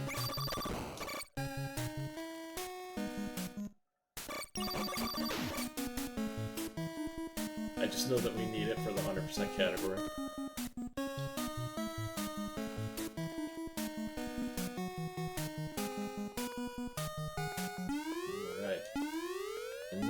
The Crystal Star, and this mini-boss used to be such a huge problem before we figured out the just logic in the wall trick that we're going to use here.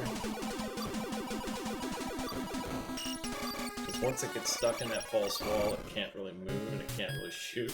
Which made that a lot easier.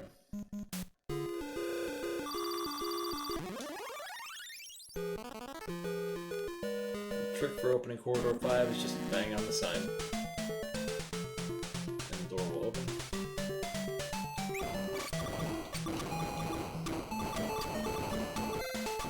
Corridor 5 can be kind of rough. It is constantly raining here. And when I say raining, I mean rocks.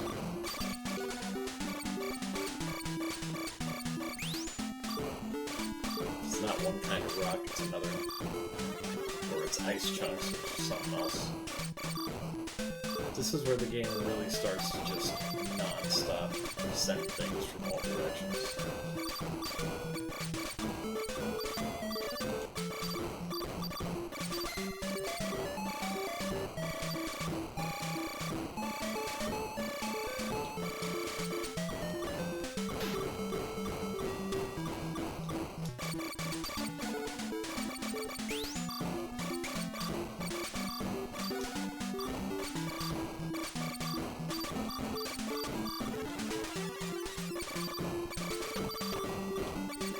It's important to take out these volcanoes as soon as you can,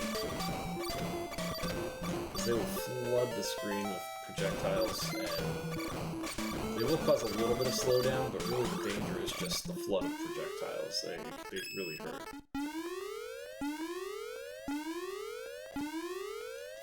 Here we have Zip-Zap.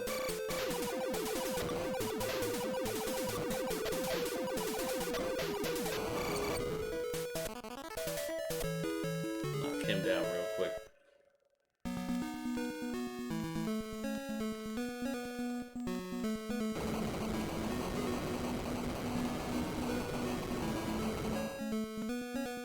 Finally have enemy erasers, which hopefully we won't need to use until later in the game.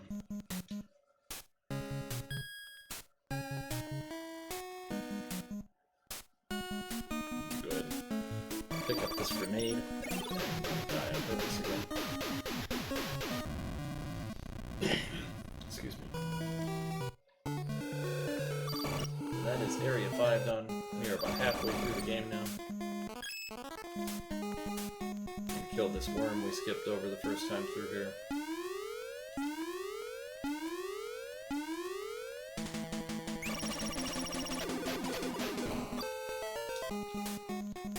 Got the worm skip, nice. The reason we kill him on the way back is it's much easier to get a fanfare skip off going north-south than it is going east and west. We actually got that one off, which is pretty rare, but we'll take it. Now we have Corridor 6, and any percent this level is just rough. Because we do something called volcano farming to get our score to a certain place here.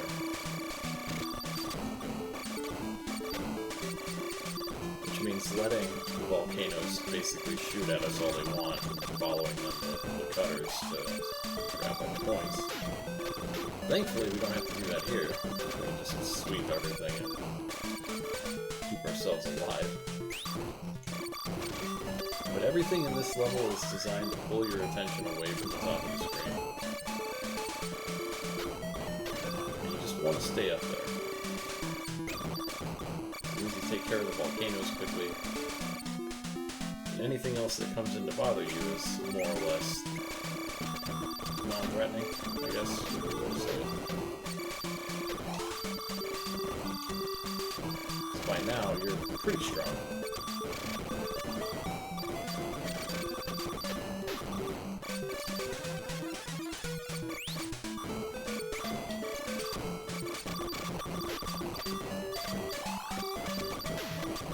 See how well this game holds its frame rate even with so much going on.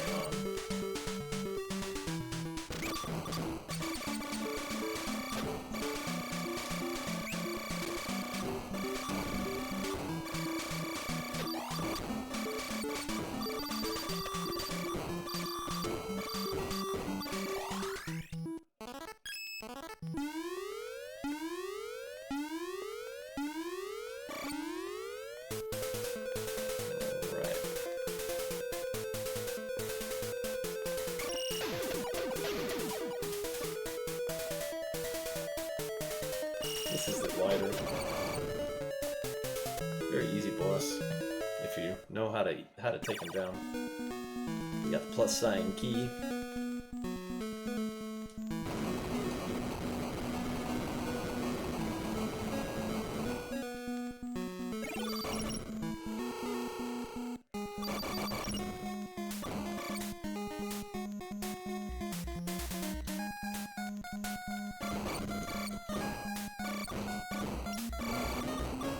Encountered a small problem.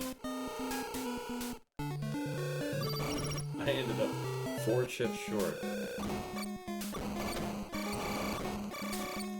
We're gonna take a minor detour since it ain't gonna hurt none.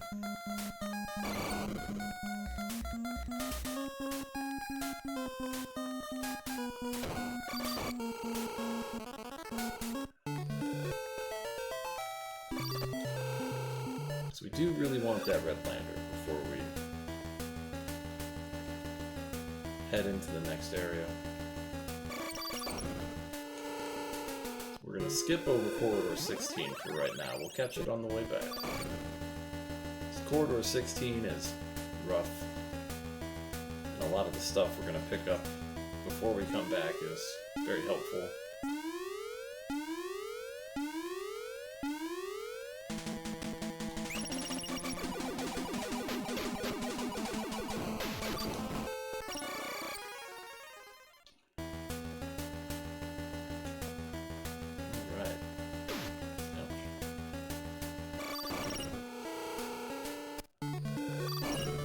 Set our save point there.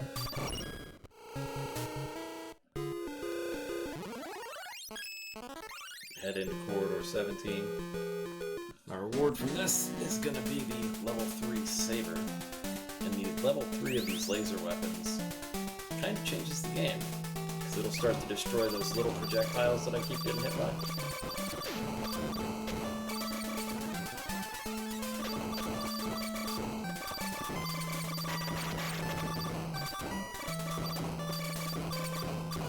It also deals an impressive amount of damage to non-boss enemies.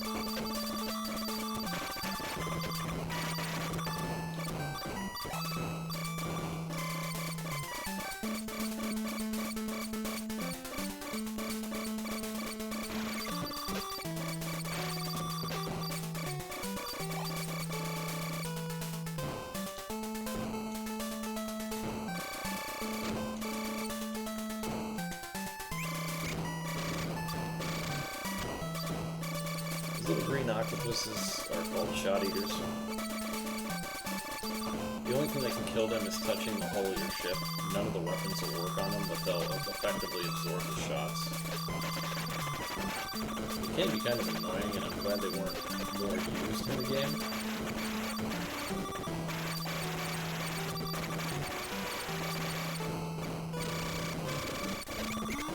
Then we have the first high growth.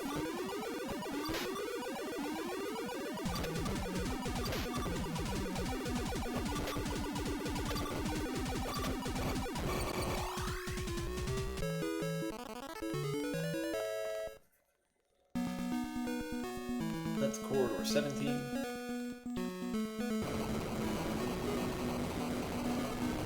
Grab our big saber and head on towards corridor 7.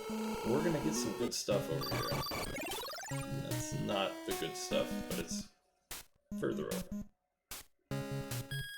Another thing we just need to complete the category goal. This guy here, he's gonna give us a defense. And it'll be our 5th defense, which will give us super movement speed.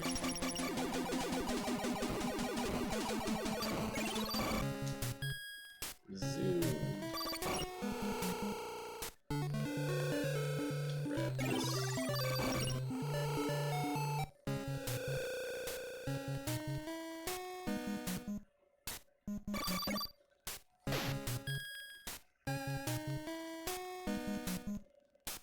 See how much faster we're moving now.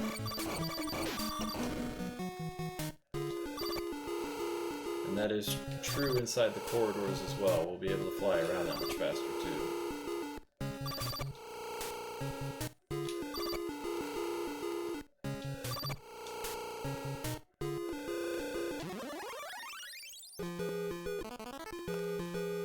We're gonna get inside corridor 7 and immediately hide. So that it's about to be a laser ship temper tantrum, and we don't really want no part of it.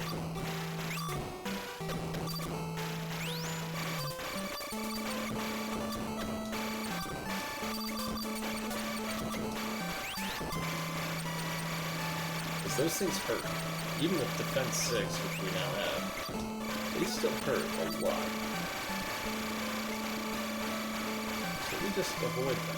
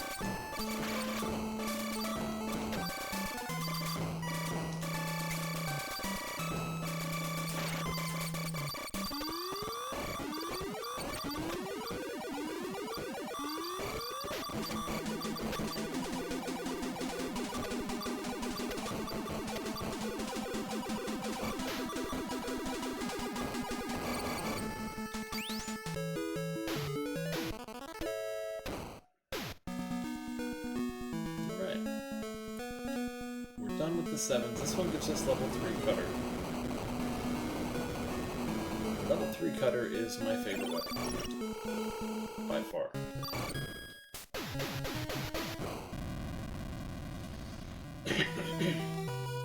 Excuse me. Now we're going to go back and take care of corridor 16 with all of these new upgrades we have.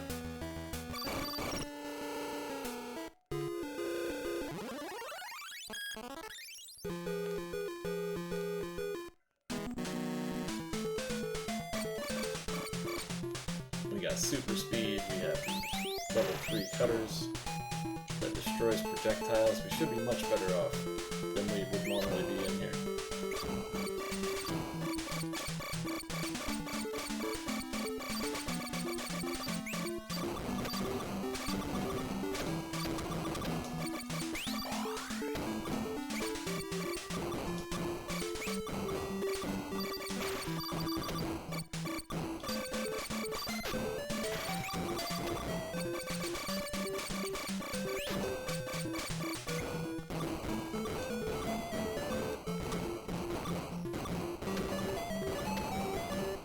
That's why I call them the blue pattern chips. Once you have level 3 cutters, you just sit in one spot and they can't hurt you. They'll just pelt your weapon with their shots. But without the level 3 cutter, you actually have to dodge because they hurt.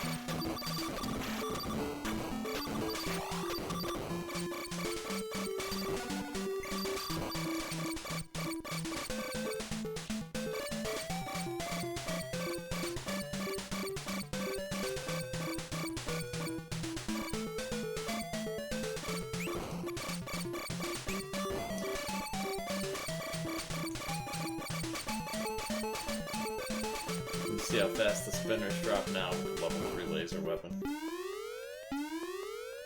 They die almost instantly to the enhanced damage.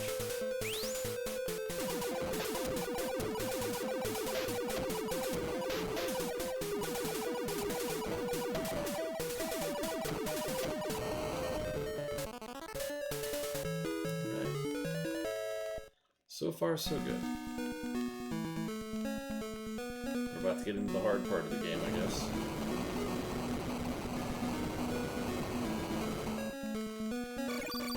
But first...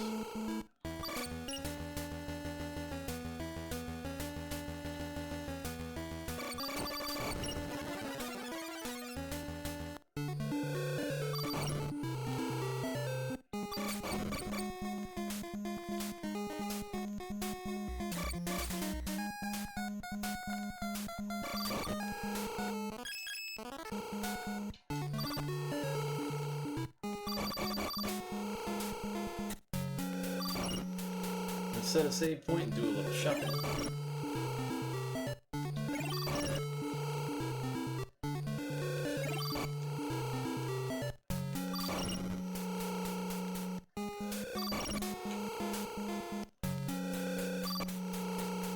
And we're gonna head to area 8, which is the second half of the organic cores that you saw with 7 and 17.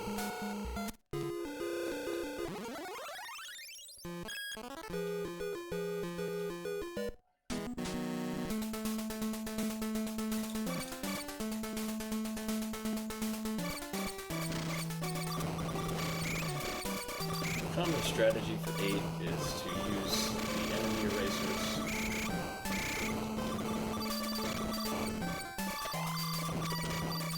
But I like to save those for security purposes, because using them doesn't make this any faster. And it's still not the terribly hardest thing in the game. It can be really challenging though. You start taking a lot of bad hits and you're caught out of position. This game is unforgiving like that.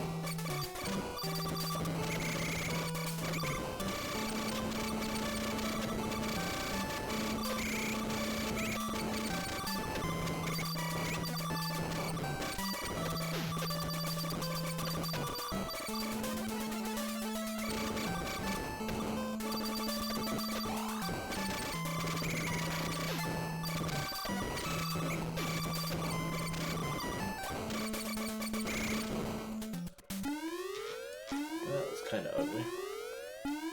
Let's see what we can do to recover it.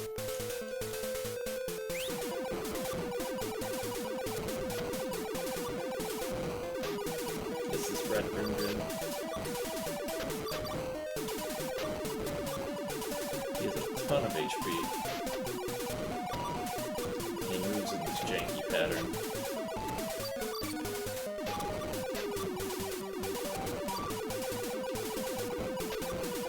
True danger lies when he gets down to critical health and that middle eye disappears, he'll turn orange, and he will start spitting at things everywhere. So we need to keep the saber on that spot so he can't just drown us in his offspring.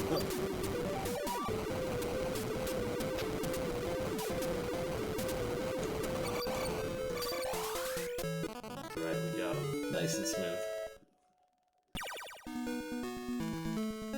Got the triangle key.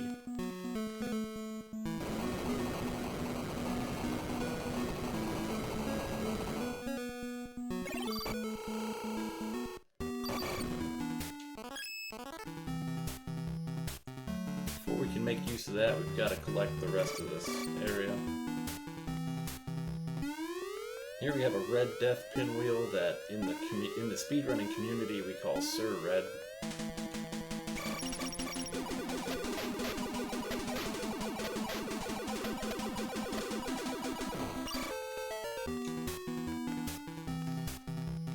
It was very difficult once upon a time, especially in any percent, but the strat we just used was discovered and it made it a lot more stable.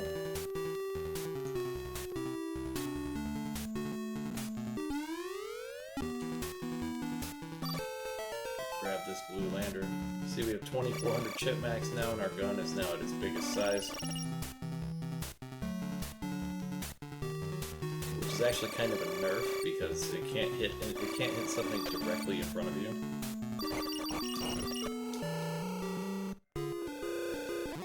But other than that, it's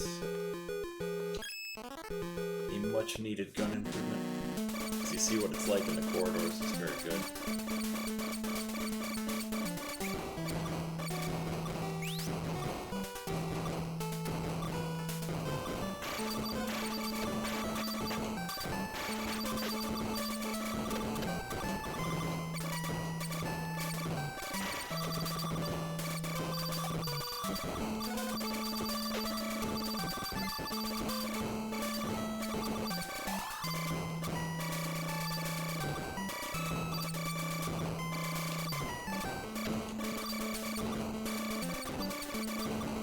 Every area has the two corridors, as you've seen.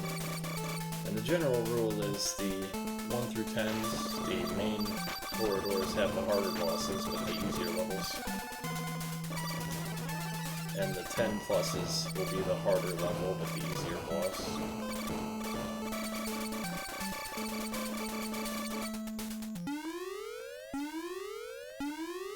And that's true here. The blue Grim Grin is much easier than the red one. It has half as much HP.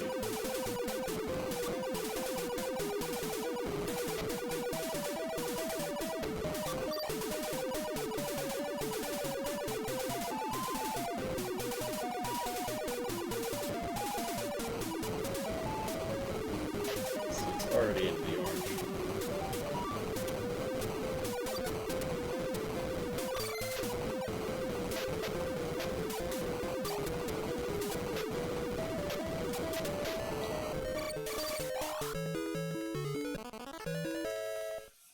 There we go. Excuse me. Here we're going to get Fireball 2, which is in itself a pretty good upgrade, because Fireball is very strong.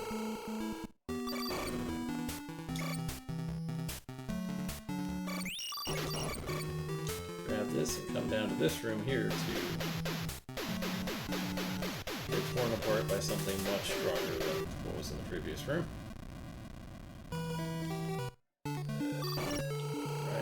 With the 8s completed, it is on to the desert corridors and the end of the game. If you thought the game was tired of me before, well, you really haven't seen anything yet, because it's about to start beating on me.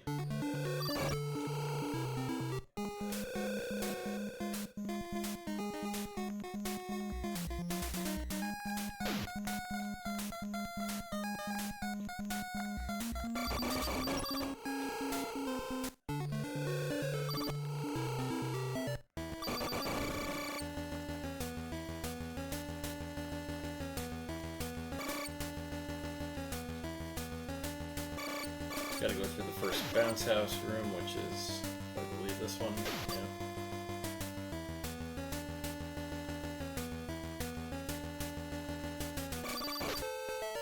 Grab that most required blue lantern.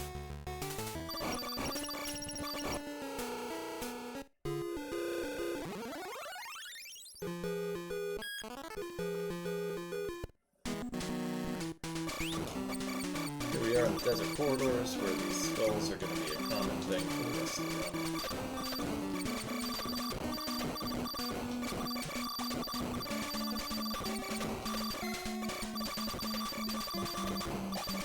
These balls really hurt. As you would expect.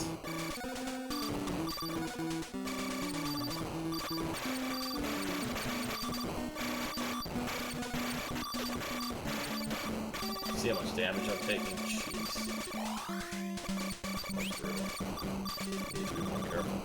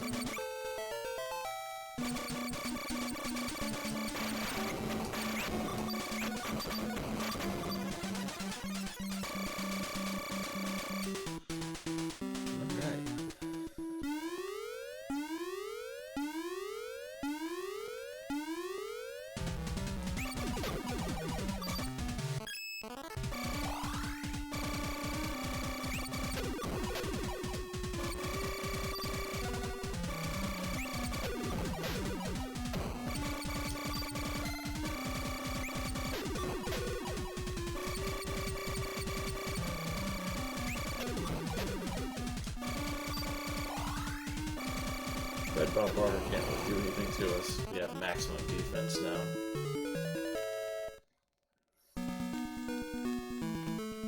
Or, well, we have maximum defense after we pick up this defense here.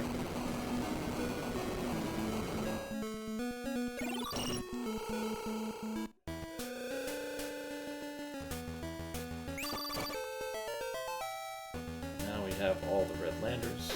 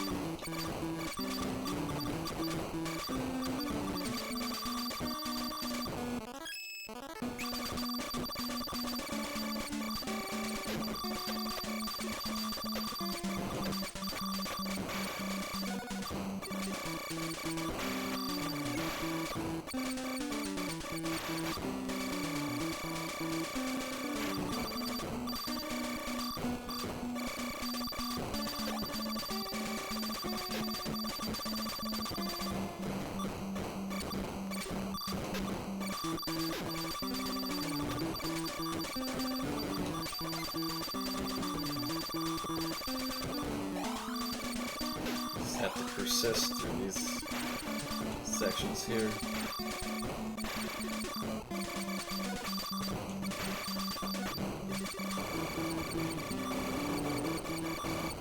And there was a flash warning here. It's not as bad as the one coming later, but we are going to have to use enemy erasers to get through this part. At least without getting completely destroyed.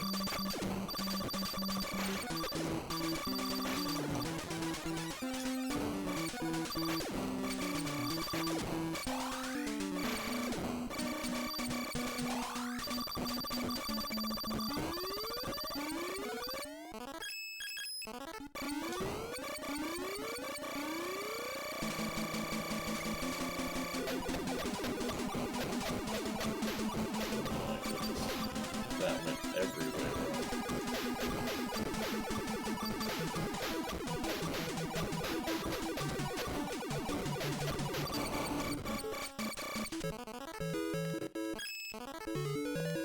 But we didn't die, so, you know, a win is a win.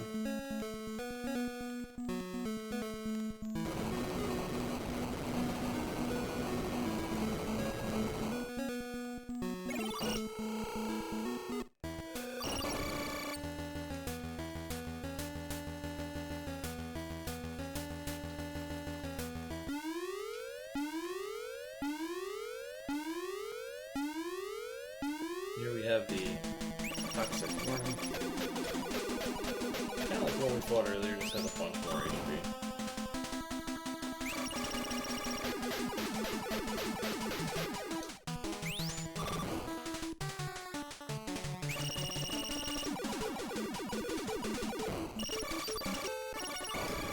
Now we have all the blue landers. Grab these enemy erasers and let the bounce house take care of us.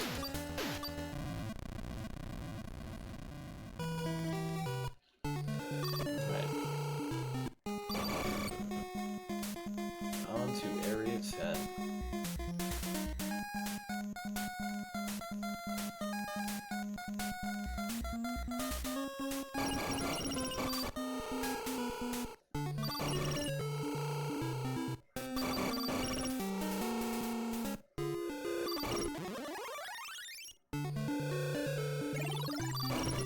Apply Fireball 3, and we're going to immediately use it.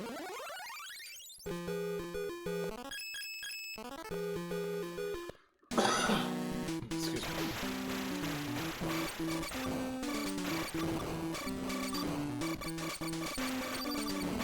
Cough.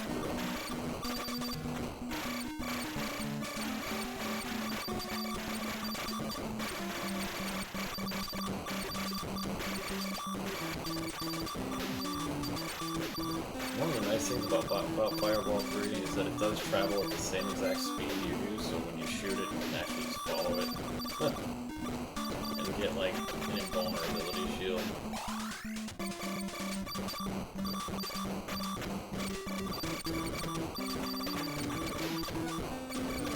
Nice. I might die.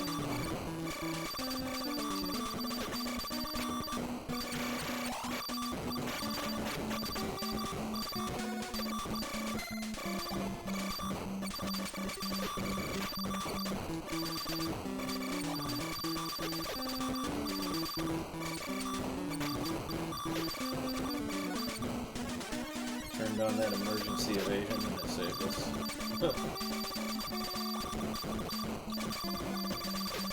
This is easily the hardest corridor in the game. This would probably just stuff any percent runs if we hadn't come in here. This is ignored on any percent. For obvious reasons. Probably not going to have Fireball 3 here. And using any other weapon is pretty difficult. Not impossible, but just really hard.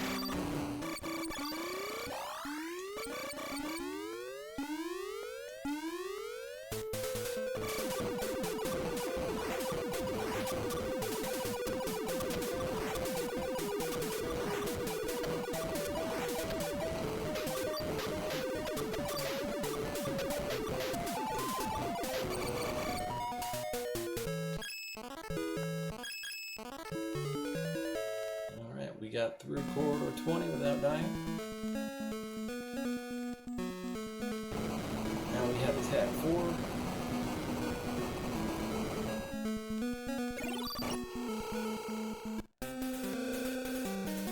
We're gonna skip Death Head because we don't ever need to fight him.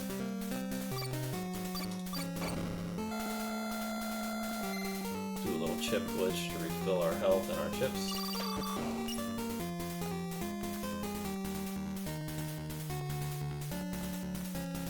Because there ain't no shame in my game.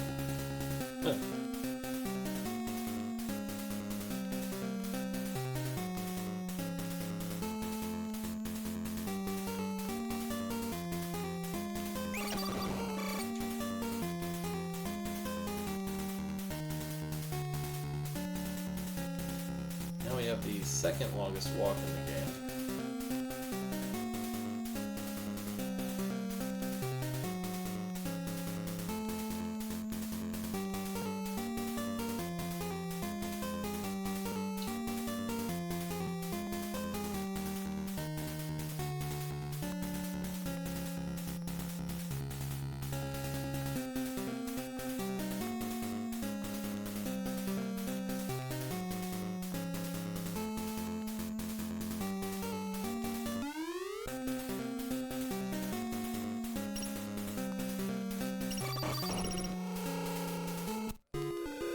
trick to opening corridor 10 is to just keep shooting.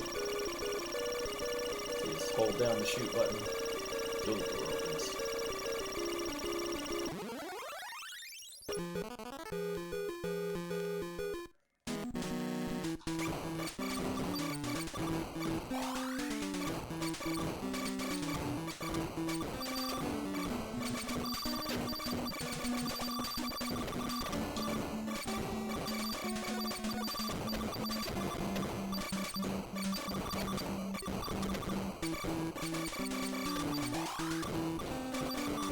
Now we have a section called the Gauntlet. In any percent, this is like the hardest thing you can imagine.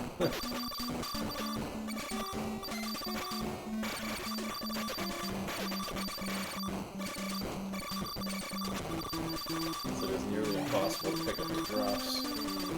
And any percent, you have like half as much HP and less defense on top of it.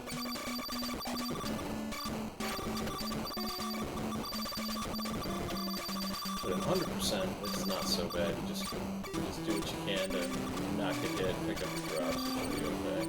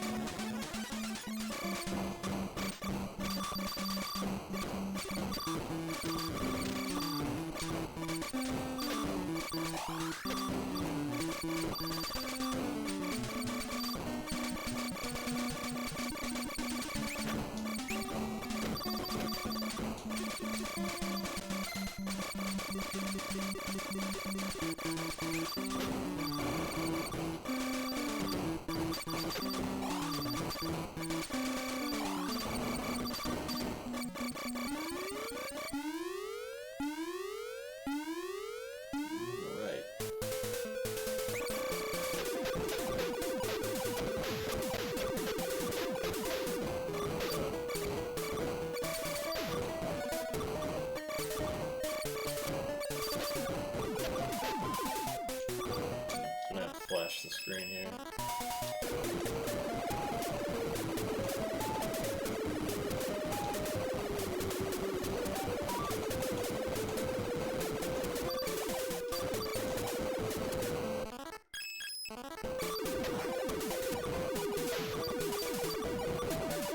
The main strategy is just not working, so we had to do a survival tactic and switch to a backup strat.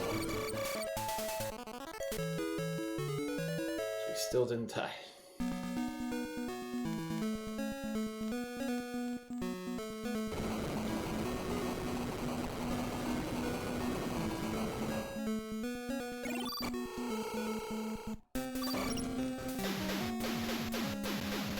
Now if I have to flash the screen against the end boss, it's against a black background, so that is way worse, I've been told.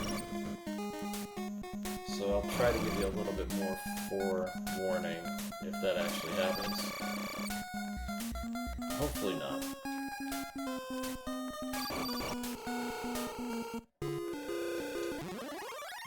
Alright, into corridor 21 we go.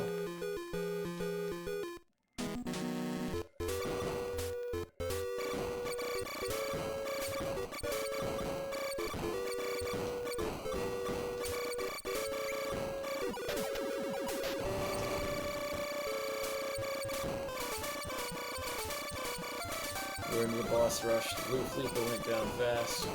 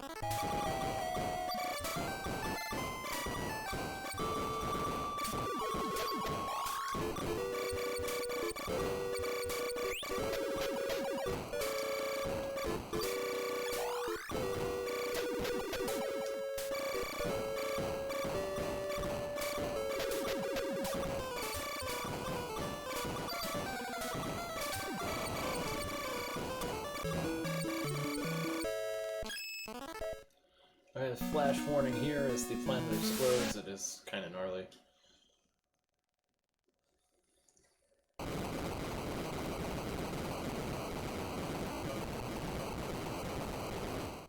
And that's what I mean with the upcoming, if I have to flash the screen, it'll be a lot like that, so I'll be able to let you know pretty well in advance if I'm going to do it. Basically, if I'm taking a lot of damage before the final boss starts to turn orange, I will very likely do it, but I'll still announce it. And here we have the final boss, called It. He's a big boy. He doesn't like to cooperate with us, so we'll see how this goes.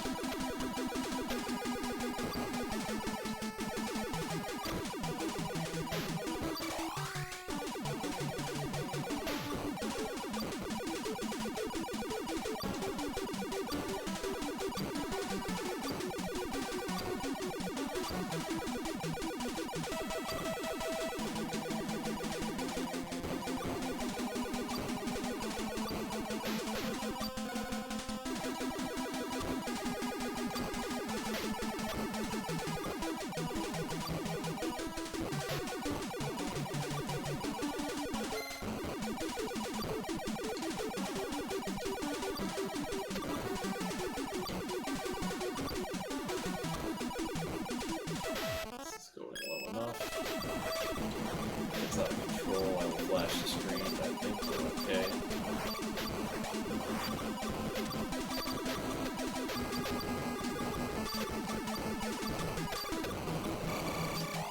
Got it.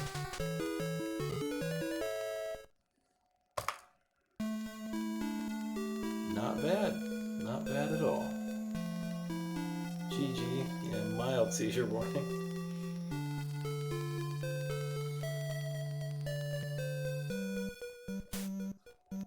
Got it done. I think that is my second fastest TGL time in a marathon. So that's excellent. Thank you everyone for the GGs. A special thanks again to the organizers of the marathon, my streamer NDR, for putting on the show, and everyone who stayed and watched. It's all for a great cause for the Child's Play charity, so it's always worth doing every year.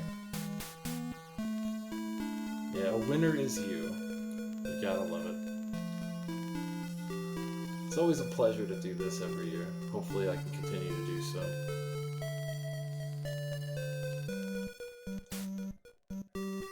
Little overestimate, but still acceptable. We got a lot done in a short period of time, so...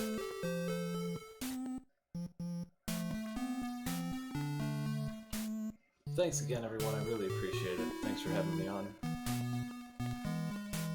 Glad the block was entertaining for y'all. Sorry if I got a little tired at the end.